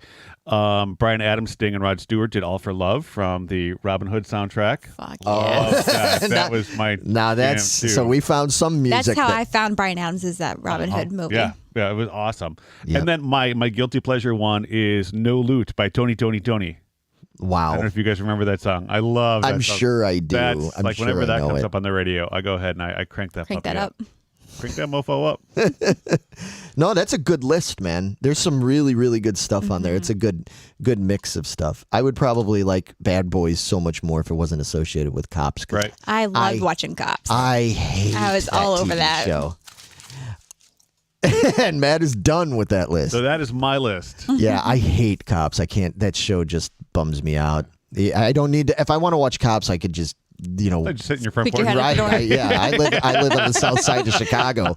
I'm just like, this is my life every day, folks. This is how it chase is. guys looking in windows down the street. I was like, Right. dude, where you going? Get back here. Right. Did I tell you about that? The time that the girls, we were back from a gig or something, and it was. I think Cole was here too, wasn't she?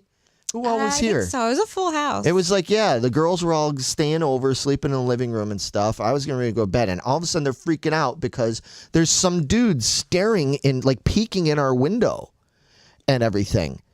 Like he was like looking in the window, and then I caught him like on our porch, like trying to crawl in like through the kitchen window, like claimed he wasn't and everything. But then when we were freaking out, then he took off and was like hiding in yards. I didn't even have shoes on. I go running out the fucking house. I'm like, motherfucker, chasing after this fucking guy. Then my mom comes out of the house with her fucking gun.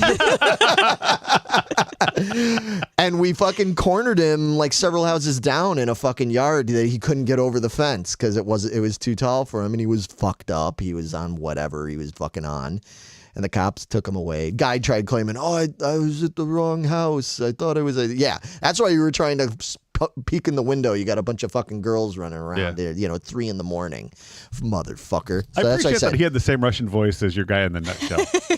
Quit picking on my voices. You know why? Because I'm respectful and I'm not going to make fun of any ethnicity's voices other than the Russians right now. Fuck them guys. Because the Russians are. No, I'm kidding. I know a lot of really good Russian people. Quite a few, actually. They're really awesome people. But real quick before we move on, I want to read this list. Oh, God damn it, Alex. Neurotoxin. Don't bring that up. Aerosmith, Living on the Edge. Good album. That was a good follow-up to... Living on the Edge. That was a cool song. Yeah, that was like a epic song. Was that Eat 'Em and Smile? That wasn't that album. No, not it was. That's David Lee Roth. You're thinking of. I am. Get a Grip. Get a Grip. Yeah, it was on Get a Grip. Yeah. Red Hot Chili Peppers. Yeah. Oh yeah. Just don't bother. I don't know what she's don't bothering about.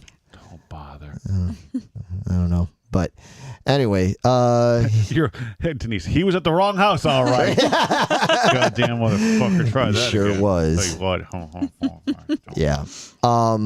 But anyway, all right. Yeah, I think we've covered a lot of the music stuff. We have. Did you guys put together like a random list? Because I have a random list of other stuff that happened in '93. We have a rash list. We've got the rash list coming up. You want to get into the rash list? Can I kick it off? Yeah. Well, hang on. Hang on. We got to do our special thing. You're getting ahead of me, man. I'm sorry. Hang on. Here we go.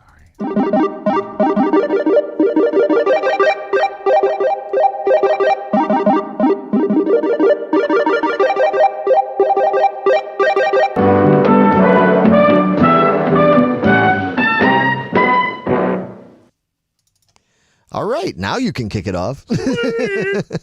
So I know that you guys have, obviously, because it's now pulled up in front of me, I know you guys have your list too.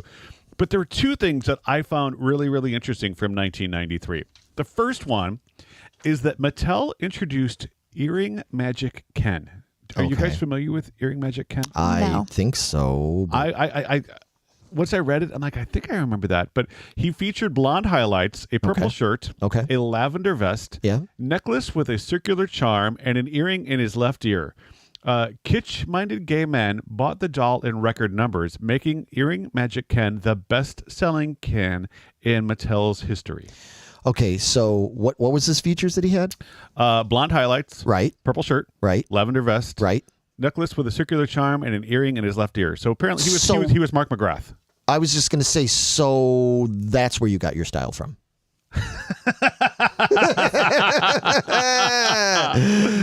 I opened the door and you walked right through.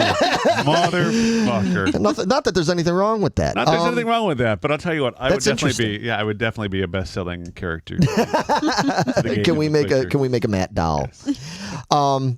Hey man, I loved Ken dolls when I was a kid. I had Sport and Shave Ken, and I had what was the name of the other one?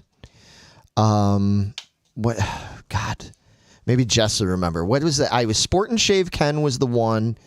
The other one, it was like Mod Ken or something like that. Of course, when I was a kid, I liked the long-haired Ken dolls from the 70s because I am who I am, But anyway, yeah, that's cool. It was cool. Yeah, the 90s really opened up with. They started getting like more ballsy and inclusive and everything, and that was, I don't know. I think it's cool. It's cool for me. I think it's pretty cool. Speaking of, if we're going to talk about toys, there was some, because I'm Mr. Toy Guy, Geeking Poetic guy here and everything. I know that there was some 1993. I was in the thick of my toy collecting. Like I was really, really getting into the toy collecting thing at this point, just going ape shit with it. More so than now, if you can believe that. There were the top 5 action figure lines of 1993 were Toy Biz Company's X-Men figures, because that's when the X-Men cartoon was on Fox and everything, and they were coming out with the X-Men figures. There had never been X-Men figures previously in the 70s and 80s and stuff, so the 90s X-Men figures were a big deal in 93. One that Meg can relate to is Playmates came out with the Star Trek action figures for... Oh. That was, 90... Yeah, it was all about getting those. Yep, 93. The Playmates action figures were a big seller. They started coming out with Next Gen as well as Deep Space Nine. Another one that was because they had a very popular cartoon series on Fox was the Kenner Batman the Animated Series figures. Did you like Batman the Animated Series? Awesome. Oh, yeah, man, so good. Oh. I think in 93 it was going into its second season. Yeah, somebody mentioned that in the comics. Did they? Yep. Okay. Yep. Awesome. Yeah, so those figures came out that year and they were Oh, yeah. huge. I bought those things. Huge. Another one that made the top 5 for obvious reasons because they were brand new in 93 was Bandai came out with Mighty Morphin Power Rangers figures. And that was the big boys toy for Christmas that year in 93. Like that was the one that parents were tearing up fucking Toys R Us over is because all the kids wanted the Mighty Morphin Power Rangers and Bandai didn't anticipate that. Like there was no sign that this show was gonna be the fucking phenomenon that it became really quickly. So they didn't prepare for it. I mean, they had toys, but not enough to meet demand. And oh man, and I remember that. Like I wasn't really into Power Rangers. I didn't dislike it because it reminded me of like Ultraman, Spectreman, and Battle of the Planets and all the shit I grew up with. So I was like, oh, okay, it's cool. It's a new generation's version of that. But I wasn't like collecting it. I wasn't into it. But oh man, I remember going to the toy store and just seeing parents like fucking going crazy, being like, "Have you seen a Green Ranger?" It's like, no, ma'am, I don't even buy those. I'm here for fucking Star Trek, okay? You know. Well, and being a theater kid, I worked for a company that you would dress up as characters and go to birthday parties, and you'd made like $50 for like an appearance and stuff like that.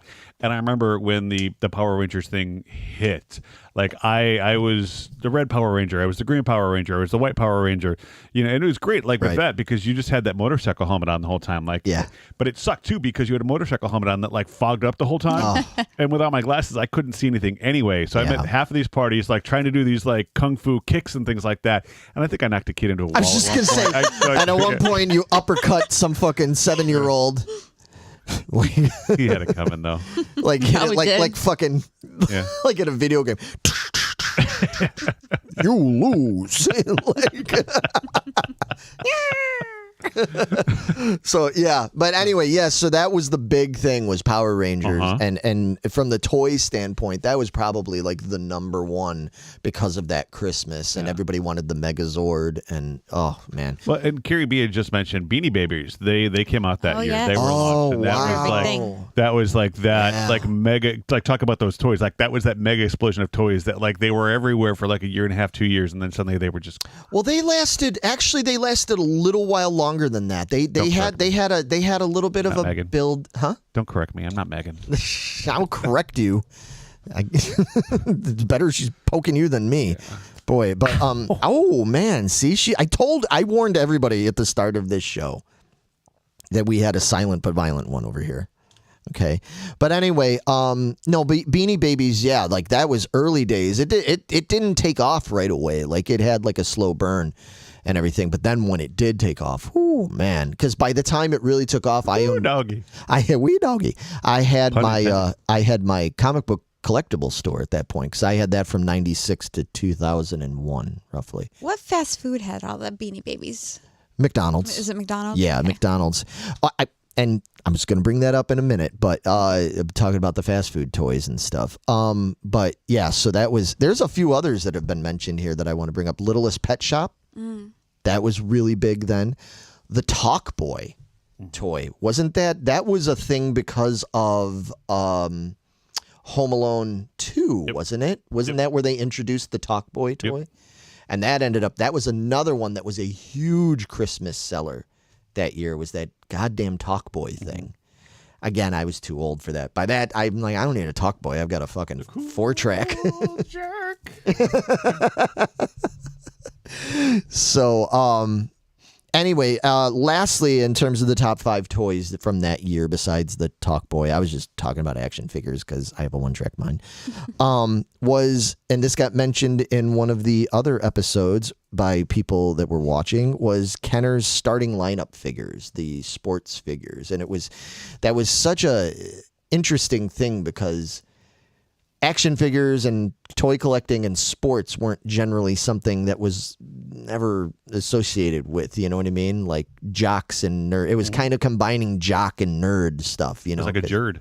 It was a jerd. It was a total jerd. It was kind of a geek, you know? Like a knock. Yeah.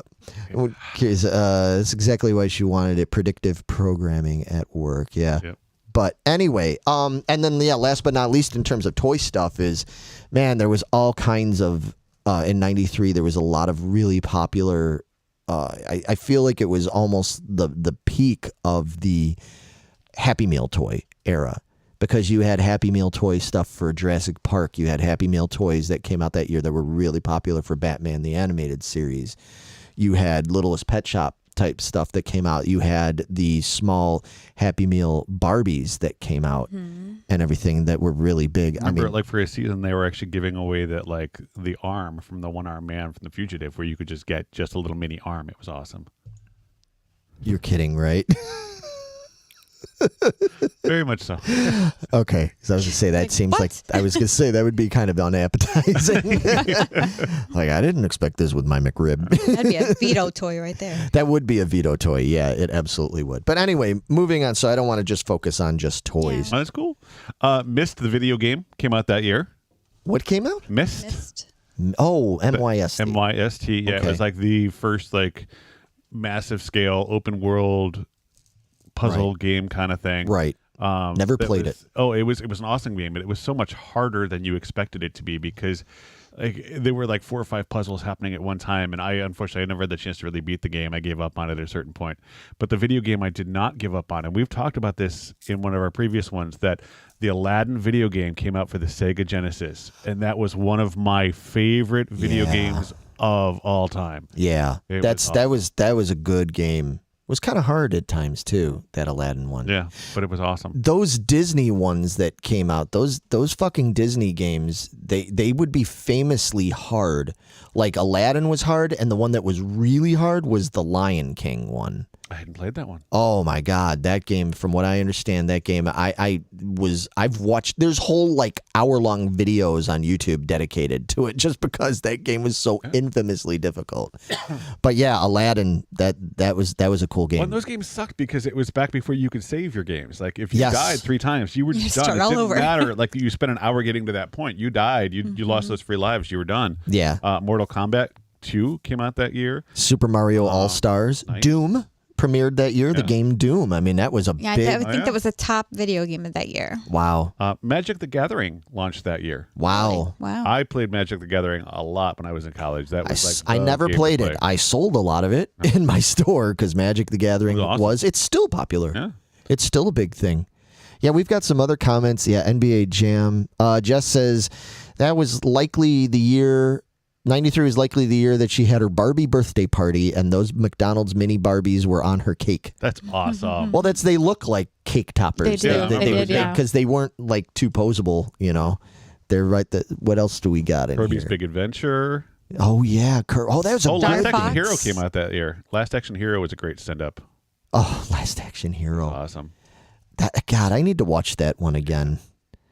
That was a good. I never. Yeah, that's right. Star Fox. Star Fox yeah. was cool. Tough game. Star Fox was a tough one. Yeah, so there was some really good. Mortal Kombat 2. That's still a great one. Yeah. Didn't you kick my ass in Mortal Kombat 2 once? Probably. I kicked my friend Mike's ass in it. No, somebody I played Mortal. Maybe it wasn't. Did we play it at Matt's birthday party and I kicked your ass? That's when it was. Oh, it's Twin Cade. Yeah, they had a big stand-up one of that. I remember that. Yeah. Okay, that's right. Yep, yeah, I because whooped I'm your like, ass. wait a minute, we didn't play that at Vito's, but it was at Twincade. Yeah. That's right. Rest in peace. Yeah, that place was cool, awesome. It was man. awesome. Yeah. Oh, it's a bummer. But anyway, yeah, let's move on. What else? What other kind of stuff What happened? about fashion trends? You brought up some fashion trend stuff. Oh boy. It was like about crop tops, platform shoes, faux fur, A lot of animal velvet. stuff. Yeah. The choker collar came back in style around that time for a little while. Yeah. Windbreakers. Windbreakers. Got to have your windbreaker. Yeah, that was pre like Justin Timberlake and what's her Britney name? Spears, Britney Spears. That all was their denim. That denim was that around that time? Maybe just before it. Was it? Okay. I remember at that point it was the grunge look. It was the band T-shirts, the ripped jeans, the flannel tied around your waist. That was pretty much what I wore for all of like 92 to 94. I dressed in 93 probably pretty much the same way I dressed for most of the 90s. It was like black combat boots or black sneakers, black stretch jeans, metal T-shirt, leather jacket, hair in my face. Oh. So now. Huh? Just like now. The jeans aren't quite as tight.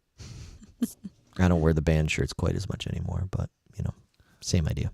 I Anyway. have a bunch of, like, in the random stuff, I have, like, tons of random stuff that I wasn't sure where else to put. Well, hang on. We got, I'm sorry to cut you off, but we got people that are responding to, it just says that's all fashionable again, which is true. It is. It It's really weird. is. You're right. Have you guys been to Yeah, no, it is. the mall and they see I've it all again? got friends that like their kids are going to school wearing that, like the grunge outfits. Right. I think it's crazy. Yeah, Carrie says. Like the tank tops with the T-shirt underneath it.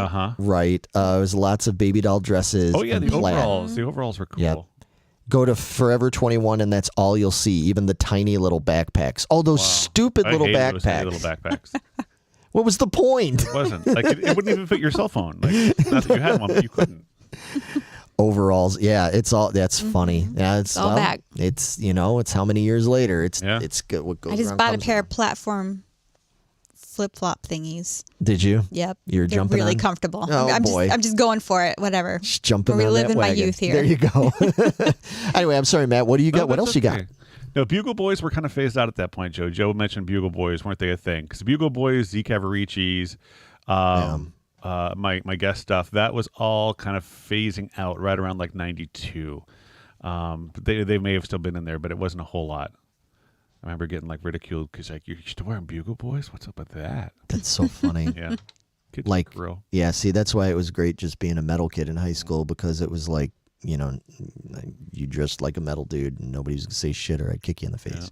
So anyway, go ahead. Let me see. Brandon Lee is accidentally shot on the set of The Crow. Yeah, that Huge sucked because that that movie. Yeah, that's Brandon Lee was so awesome. That's such a. There was a few deaths that happened. We wouldn't want to get to River Phoenix. River Phoenix in front of the Viper Club thing. Yeah, we don't want to get too much into all that kind of stuff. Those and were the two that I'd kind of as far as like celebrity deaths. Another celebrity death that impacted me because I was a big fan that year, and it was like surprising to a lot of us, even though we knew he was sick. It was Frank Zappa.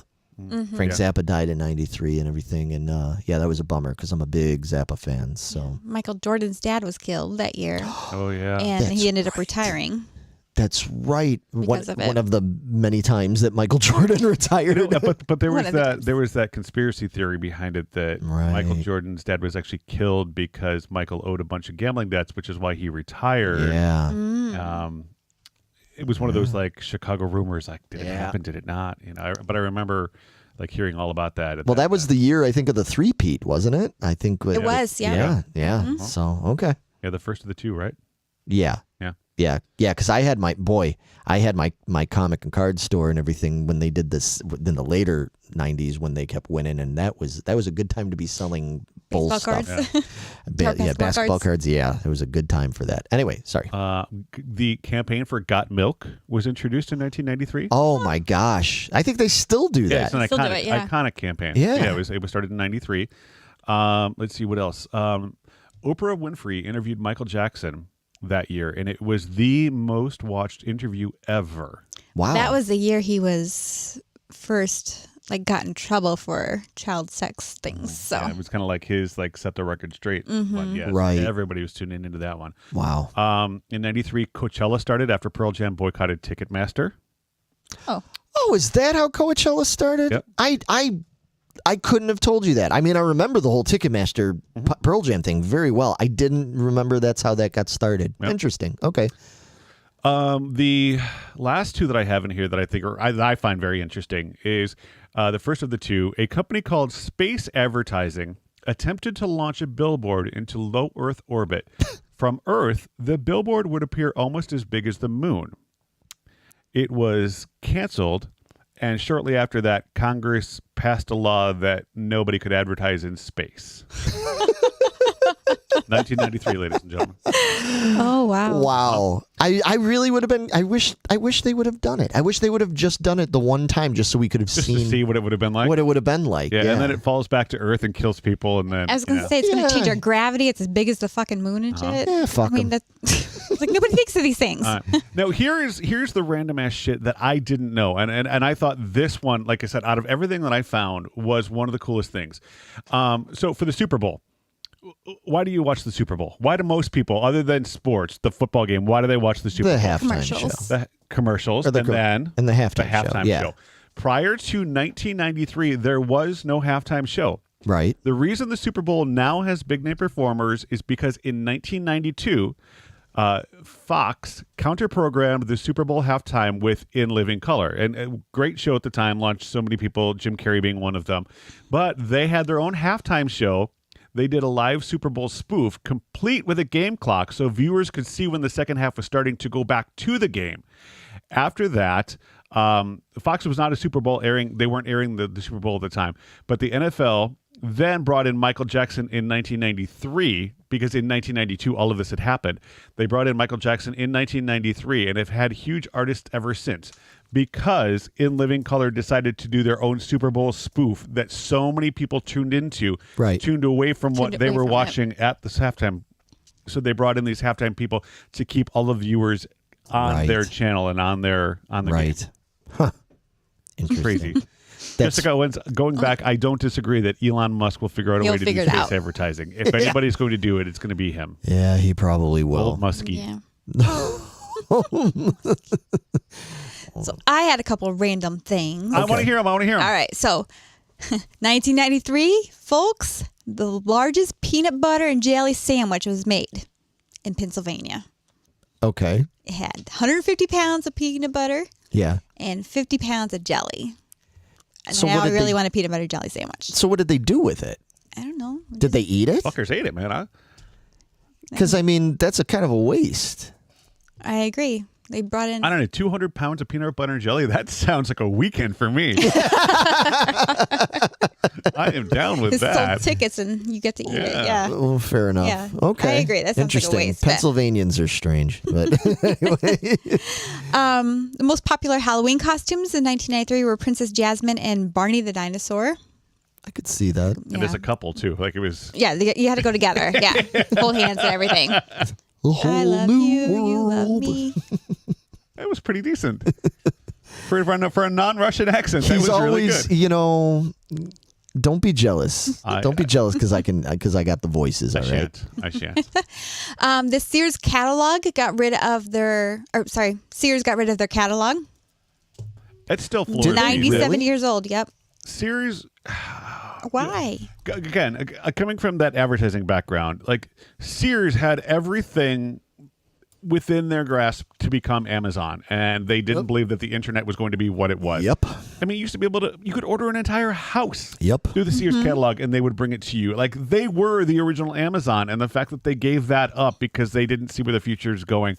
Short-sighted. One of the biggest blunders in history, as far as I'm concerned, as far as capitalism and advertising and all that stuff goes. Absolutely. Yeah. I mean, as somebody who grew up just loving Sears, I mean, like Sears was, as a kid, was my whole world. Like, it was like I was at Sears. It seemed like, probably wasn't every week, but it seemed like I was there constantly. My dad was always working. My dad was a construction-y guy, so he was always building shit and was always renovating stuff. So every week or every other week, all the Craftsman tool in the garage. all like the it was, yeah, right. Uh-huh. He was. We were always, we got to go to Sears, blah blah blah. And what was right next to the Craftsman, the tool department was the toy department. Uh-huh. And upstairs, up the escalator, was where the records were and the video games and the TVs and all that. So I just adored that place. It had that fresh popcorn smell when you'd walk in the doors there. And like, it was such a great family place. I mean, I get it. It's still capitalism and consumerism and stuff. But it just had like this nice vibe there. And yeah, I mean, Sears was such a big deal that they had their own proprietary, like, version of like Atari. Like they didn't even sell Atari 2600. They sold telegames. They had the Sears telegames because they were such a big thing. They could warrant that, you know. They were like, yeah, no, we're going to make our own. Yep. And yeah, they blew it. But and the catalogs, oh well, we know we've talked about the catalogs. catalogs and we here. will, And I don't know. I'm assuming catalogs. that anybody our age, the Sears catalog, that was the introduction to a lot of things as far as puberty went. Like you had the lingerie section of dear. that. Like there was some good stuff in there that kind of helps you along the path. You know, it's funny. I being totally honest, I never did that. I You mean, got stuck in the toys and didn't go any further. yeah, so. I never. I mean, if you're in the chat, went if you into just let us know one way or another. Sears catalog, yay. Sears catalog, nay. As far as that goes, because for me, To help your puberty along. Javier is laughing. I'm not sure if that's a good laugh or a bad laugh. I want to say he's agreeing with me. I'm going to take the We'll win. go that. No, when then I we got was a Joe too.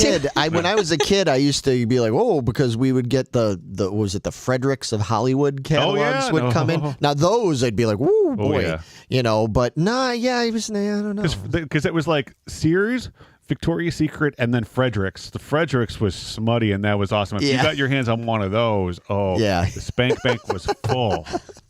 Jeez Louise. That's funny. Any other little factoids? See, construction of the Cleveland Rock and Roll Hall of Fame started. Oh, wow. Okay. When did that open? 95?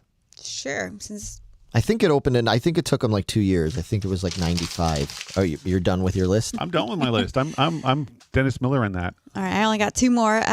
Mattel and Fisher Price began their merge. Okay. $1 billion. 1993. So Fisher Price was no more. It was under the Mattel umbrella at that point, or That was it vice changed versa? everything. Yeah, Fisher Price. everything. Yeah, because exactly. Fisher Price is one of my most Jessica, favorite. did you just say you looked at the section? Oh, Jessica, are you one of my girls? Oh, I love you so much. Fisher Price is one of my most. Our spam bot's back. Oh, look what you did. I talked about You spank talked about bank in, sex and and our, look what our phone bot's happens. back in. That's Oh, awesome. Naked HD, XYZ. Even losers fuck girls with us.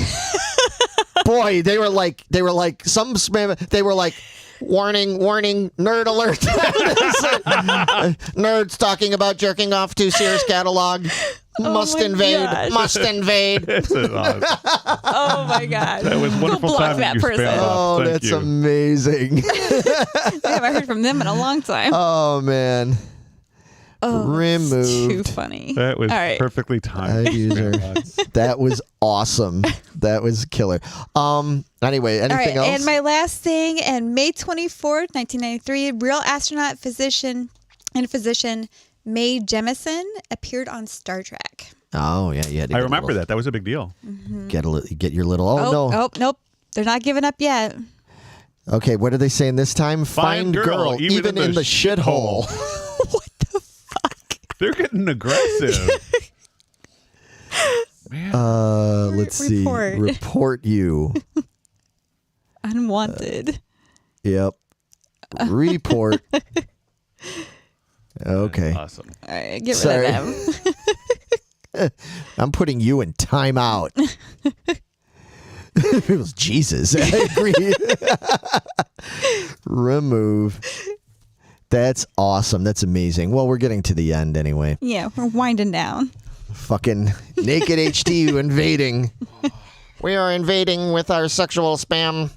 I have You got anything? Yeah, a couple of real quick things to add under our random ass stuff is some comic book stuff. There was some big comic book stuff that happened this year, which was first of all at the very end of '92.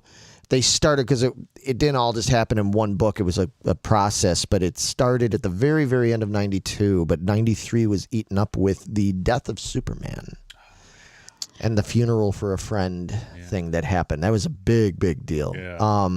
Because the actual issue, I think, when it happened with the famous with the Superman with the rubble and the picture of the Superman cape, all frayed, the death, it was Superman number 75.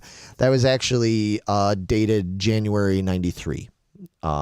Technically, comic books come out, weeks in advance, but it's still technically 93. And yeah, that went all through 93 was the whole like fallout and how that affected the DC universe and everything. So we had that. Over on the Marvel side, there was a bunch of different stuff that happened, but probably one of the main things that happened with Marvel was the Maximum Carnage crossover happened, which was like a big thing. That was the introduction of a new villain to Spider-Man, Carnage, who was like an offspring from Venom, but like way more crazy and psychotic. And at this point, Venom actually became more like an anti-hero kind of thing. So yeah, I mean, again, if you're a nerd like me and you're into comic books and stuff, man, both of those, they were a big deal. Maximum Carnage. There were toys that came out connected to it, all sorts of stuff. So just wanted to throw a little shout out for all the comic nerds like me.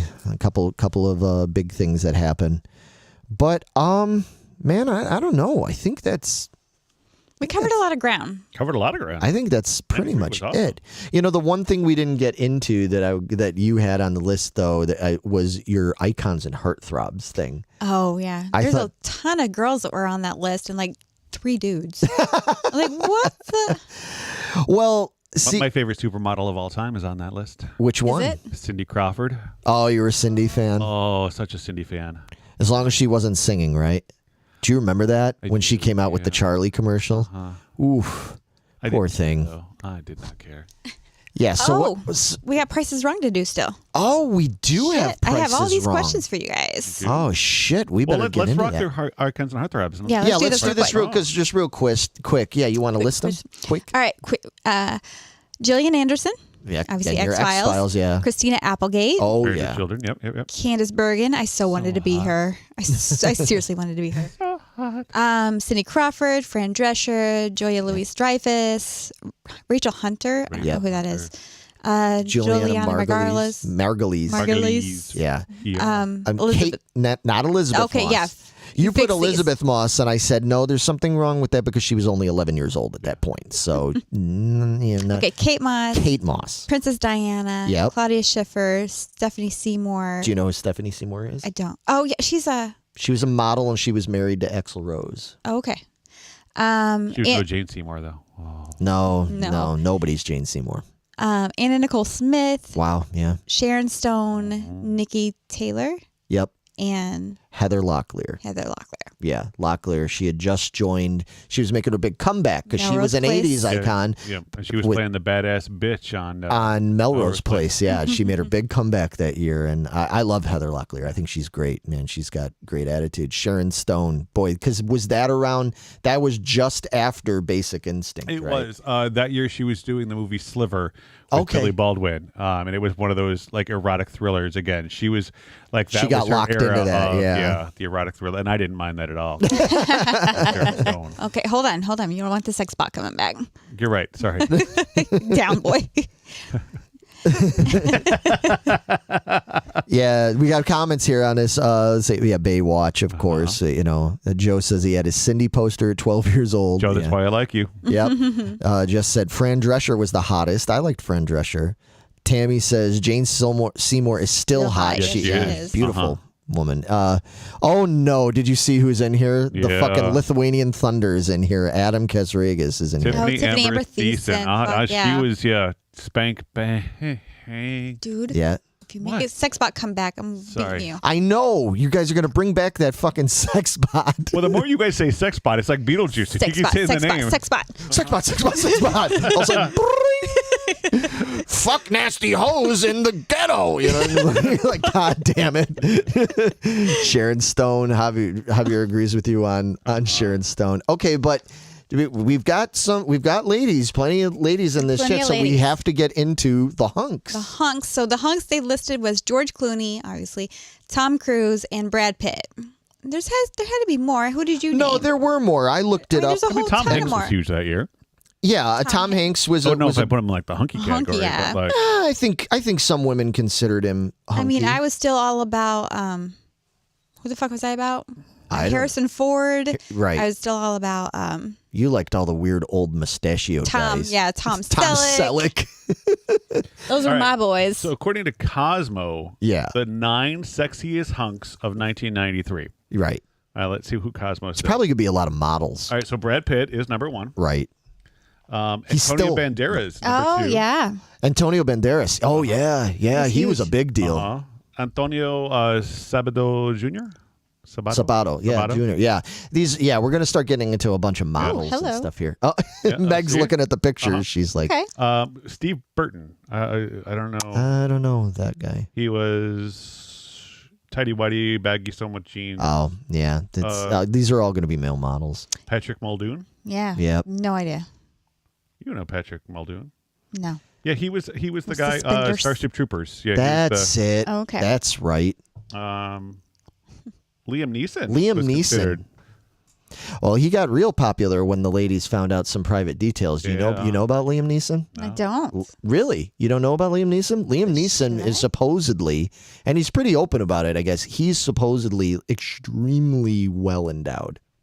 Like, very well endowed. So, yeah, fucking Qui-Gon Jinn, Yeah. he came equipped with his own lightsaber. There's this gentleman named Marcus Schenkenberg. Yeah, I had that written down here. Marcus Schenkenberg was a really big deal back then, man, because he was kind of like, he had sort of the longer hair, but he was like super fit and cut. He was really popular. He's still around. Costas Manador? Cassius, what is it? Costas. Oh, Costas, man. I don't know who that is. Oh, and then Time Lewis. That's Time Lewis. Look at that chest hair. Oh, dear. That's Chesty. That's Chesty LaRue. Meg's All right, I like what they're. they're doing. They got Val Kilmer, Val Kilmer. Richard Gere, Kilmer. Yeah, Fabio. Val Kilmer was still a big deal at that point. Richard Gere, I have on here. Richard Gere was named sexiest man of the year in '93. Okay. By like People or one of them. I forget what it was. It wasn't Cosmo, but it was one of those. Yeah, Richard Gere was a really big deal. Fabio, yeah, that was the age of Fabio.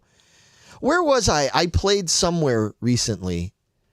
I think I was playing with Acoustically Speaking, and some drunk fucking broad fucking was like, "Oh, look at Fabio here." I'm like, of all the things, like I wish I was in shape like fucking Fabio. Just because I have long hair, I'm Fabio. Like that's what I looked at her. I said, of all the things, that's what you came up with, Fabio. That was So okay. I'll take it. Okay. I just walked away because people are fucking stupid. Wesley Snipes, Denzel Washington. Oh, Denzel, yeah, Richard those were Gere, big deals. Woody Harrelson. Oh my God, what the fuck's his name? That Who? Which one? I don't know Die what you're Hard. talking about. Bruce Willis. Bruce Willis. Oh yeah, I don't know if he'd Sylvester really kind of Stallone. gotten quite into that yet. Not Bruce yet? Willis, he was getting there. Okay. Woody Harrelson, yeah, Stallone. Tammy says, I was into band dudes. I know. Reed from COC and Bill Steer was my jam. You know what's funny about that? Speaking of another person I wish I looked like, if you go on, I think it's Encyclopedia Metallium or one of those metal websites that's like a database thing, and you look up me, you look up Larry Roberts, they have a whole thing on me, and it's a picture of Bill Steer from Carcass. It's not even me. It's Bill Steer, because they looked at me and said, no, he's not good enough looking. We got to find an actual good looking long-haired blonde guy. And they put Bill Steer in there. Pauly Shore, a hunk. I don't know about that. He was the son-in-law that year. Fabio, I can't believe it's not Potter. Yeah. Very nice. All right, let's do some Prices Wrong. I want to Yes. play It's this that game. time. I want to. It's summertime. Yep, it's that time for that. So Price is Wrong. All right, I had Play the thingy and let's give a little setup here. You What's know what? going I on? don't know if I even have the thingy. You don't have the thingy? I don't think I have the thingy. You had one job and you blew it. Hang on, let me see if I can find the thingy. You guys read the chat, and I'll see if I can find the thingy. Well, Javier's laughing. Joe's laughing. Yeah. So the Price is Wrong. set it up. Megan is going to sit over here, and you were going to give us some items. Yeah, and explain- what their 11 cost was. Questions 11 to ask questions. you. Okay. In 1993, how much were these items? Okay. And the closest one wins without going over. Without going over, but we can't do like the dick move where Yeah, Larry $1. does. Yeah. No. You got to be closest. I mean, if you go over a little bit, then I'll give it to you. But Oh, you will? Oh, thank you. Because Larry was very, very strict about that. Hey, don't blame me just because she beat you. I'm gonna. You beat me fierce. You whooped my ass the last time we played this. You were quite good at this. Yeah. All right. Which My is why it's my one talent I have. I'm kind of excited to play Larry, so I have like a fighting chance. Yeah. Wow. Okay. Did you find it? Yes, I found it. All right, let's do this. Rock this thing.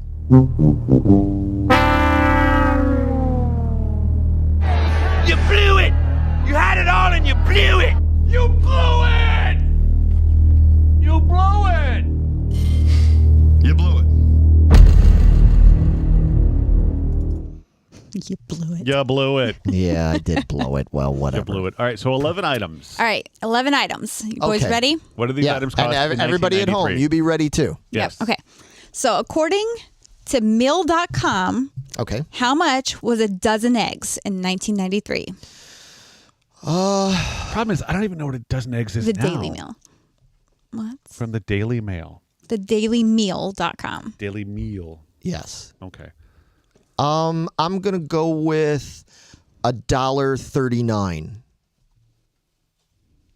I'm going to go with $1.89. Larry wins. They were 91 cents. Wow, they was cheap. God damn. Oh, somebody's got 97 cents in here. 93 cents. Tammy. 93. I'll see. They're way smarter than we 99. are, Matt. All right. So Maybe you Larry's guys got should the one. consult. Yeah, maybe chat we should before wait. you- Yeah, I exactly. think it's a good idea. That's really, really good. Okay. Wow. Okay. Damn. Question number 2. According to the Toys R Us catalog, Yeah. Larry's going to take this one. the 2XL robot cost how much dollars? How much dollars for the How much dollars? for the 2XL robot? 2XL robot in 93? Mm-hmm.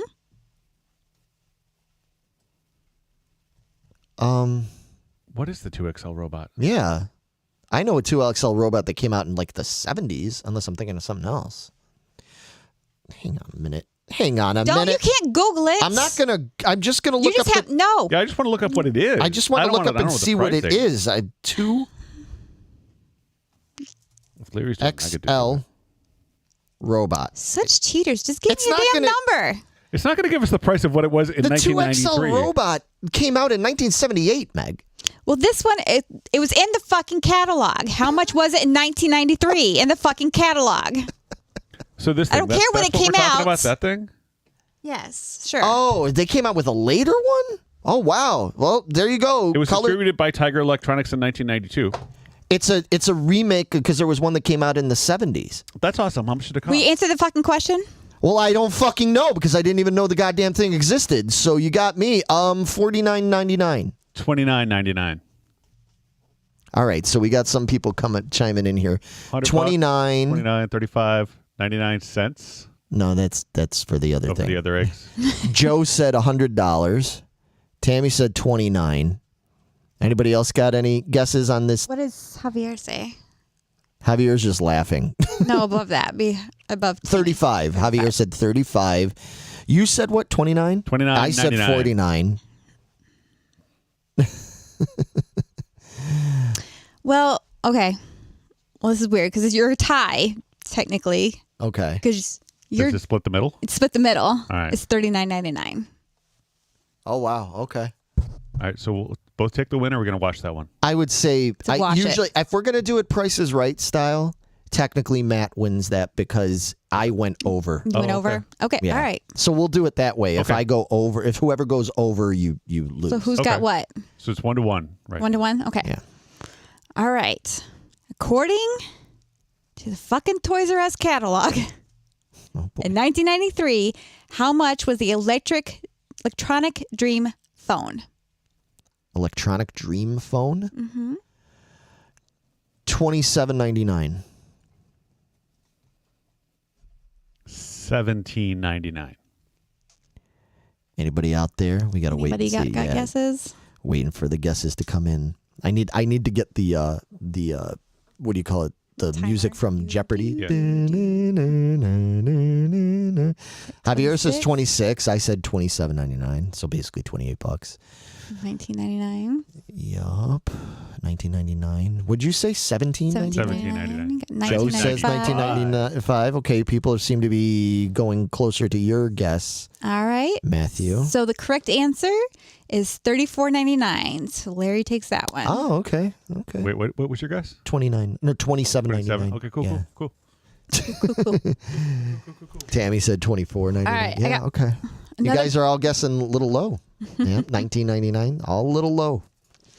All right. Another Toys R Us catalog special here.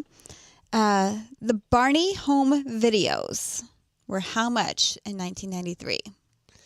Like a VHS video? Yes. Oh. Matthew, you want to go first? I'm going to say $9.95. Yeah, I'm going to say $14.95. Good counteroffer. $1.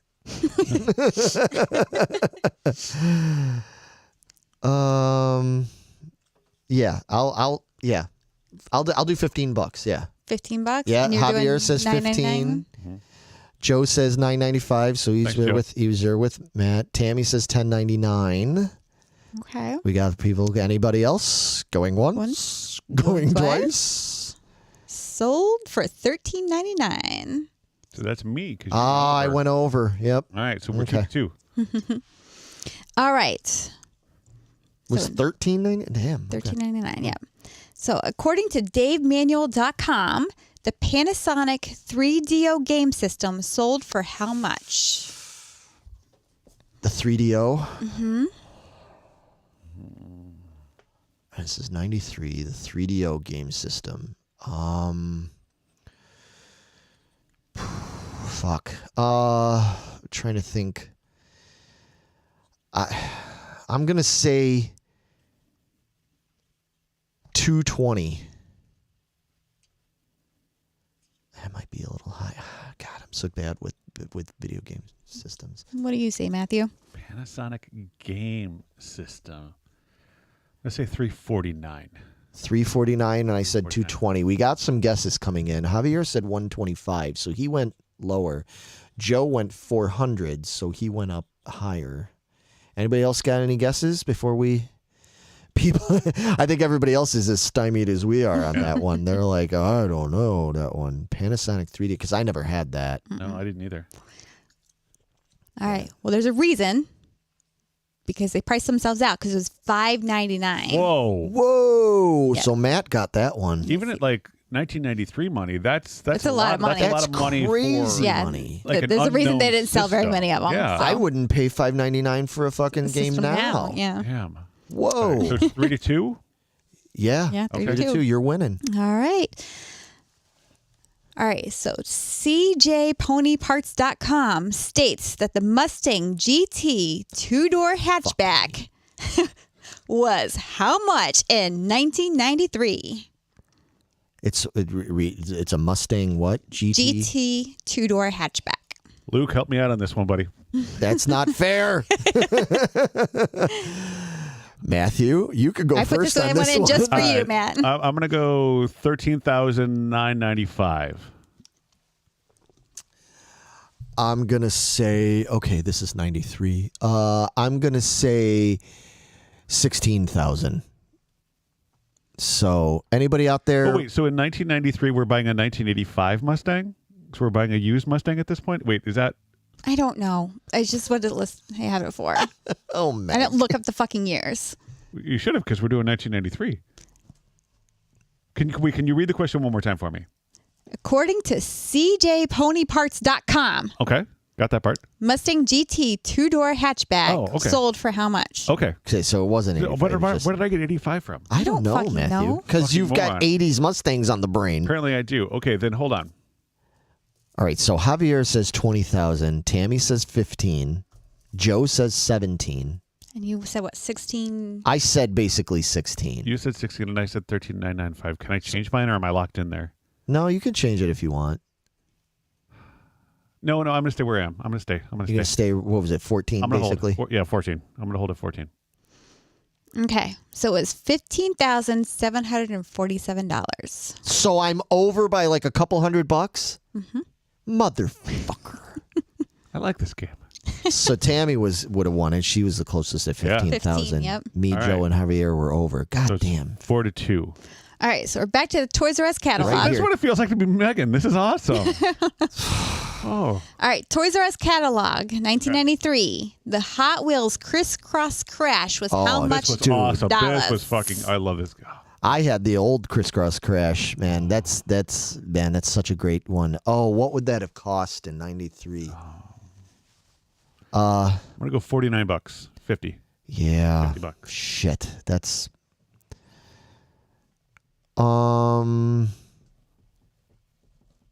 What does it say, 28? Yeah, Javier saying 28. $28. Yeah, I'm gonna. You said what? 50? $50. $49.99. I'm gonna say 40. Okay. Uh-huh. Any other guesses out there? Going once, going twice. It was $39.99. So I won that one. You won that one. 'cause Fuck you went yeah. way over. Fuck sticks. So what? 4-3. 4-3. 4-3. Nice. We Okay. have 4 left. All right. One more Toys R Us catalog. Uh-huh. The Super NES system was how much in 1993? Oh, I should know this. I just watched a documentary about the Super NES like a week ago, and I have no recollection of what the fuck they were charging for it. I'm gonna go $249. $249. $249 for the NES. I'm trying to remember what year the Super NES came out. I think it came out earlier than that. I think it came out around 90, 91. I might be wrong about that. Fuck. Because I was gonna say by that point it might have gone down in price. Pick a number. Well, ballpark you. I was Sorry, like, come on, I Bob. need a number. I'm gonna say you said what? 249. So 249. I'm gonna say 149. All right. It is $139.99. Oh, so we both went over. Yeah, but you were the closest. So when we both go over, we just go with Whoever's whoever's the closest, yeah. Okay. All right. So we're tied. So 4-4 now Oh, Oh, shit. shit. with 3 questions left. 3 questions left. All right. Yeah. People in there. Javier had 125. Ooh. Joe had 145. The So- inflation thing is a bitch. Like I'm like trying to like. I know. I know. Yeah, Joe. It came out in 91. That's what I thought. Yeah. 49, 29. Yeah. So it was everybody. It was right all around over that the area, place, yeah. man. All right. Got another car for you. According to notaguides.com, the Jaguar XJ6 Yeah. cost how much in 1993? For a Jag, huh? Jag. Oh man, I don't know shit about fucking cars like that. You don't know shit about cars. No, I know. I'm gonna go But I especially- 60,000. 60,000? 60,000. I'm gonna say 45,000. We got people. Javier says 35. Okay, so he was kind of on my end with going a little lower. Matt's erring on the higher side. Yep. It's probably Any gonna bite me others? in the ass. All right. So it went for 49,750. Mother- Funky butt loving. I said 45, so Yep, I you got won this. that So one. I'm pulling out ahead. 5-4. All right. So we only got what? 2 more 2 left. questions 2 more. left. Oh shit! Okay. All right. According to 1990sflashback.com, how much was a regular tank of gas per gallon? For regular unleaded. For a tank of gas For a gallon of gas A Gallon gallon. gas. Okay. per gallon. in 1993. Mm-hmm. $1.09. 93. I feel like it was more than that. I would say $1.40. Right. Any takers? We got some 70 people in here. something. Javier says Too low. 78 cents. That might be a little. Too low. It's tricky because this has got to be the national average, I assume. Mm-hmm. Okay. Joe says 108. Tammy says 93. Way better than it is not. Well, yeah. Yeah, That is the right answer. Yeah. that is spot on. All right. So the correct answer is $1.11. Fuck. Sweet. All right, we got a tiebreaker here, boys. I remember that I had my Chevy Citation, and there were some days that I could go to the Amoco station on 129th and Indianapolis Boulevard right there, and it would be anywhere from 99 cents to $1.09. And it was like a 10-gallon tank. So to be able to fill that thing up for like $12-13 was glorious. Yeah, it was. All right, so this right here, this is the literal tiebreaker, boys. Shit, we're tied. We're 5-5. Fuck. Last question. All right, no pressure, boys, okay? How much did a 30-second Super Bowl commercial ad cost in 1993? Oh, fuck. Keep in mind, this is the 1993. It's the first year that they're doing a halftime show. Okay. I don't know if that changes anything.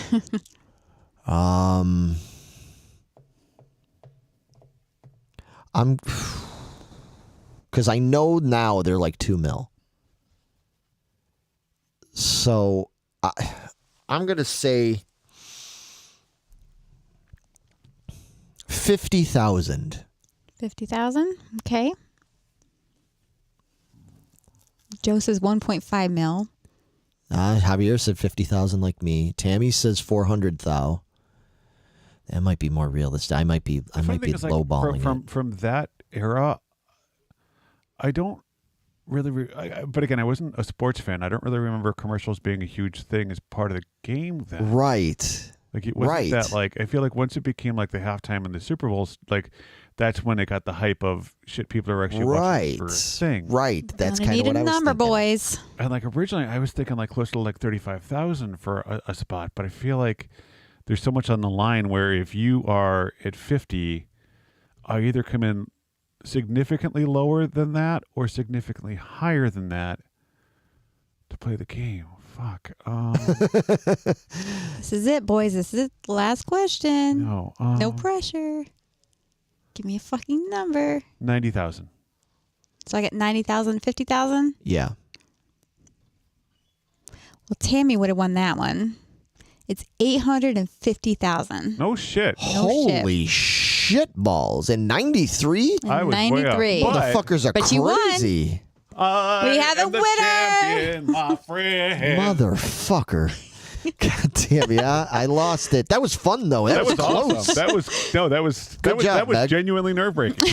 Yeah, good job on that. Nicely done. Awesome. All right. Nicely done. Yeah, that was Nicely cool. That was fun. All right, well, next Thank time. you so much. So That was next, awesome. and especially since you won and everything, get to pick 'em next time. You get to pick next time for whatever year we're doing. This was fun.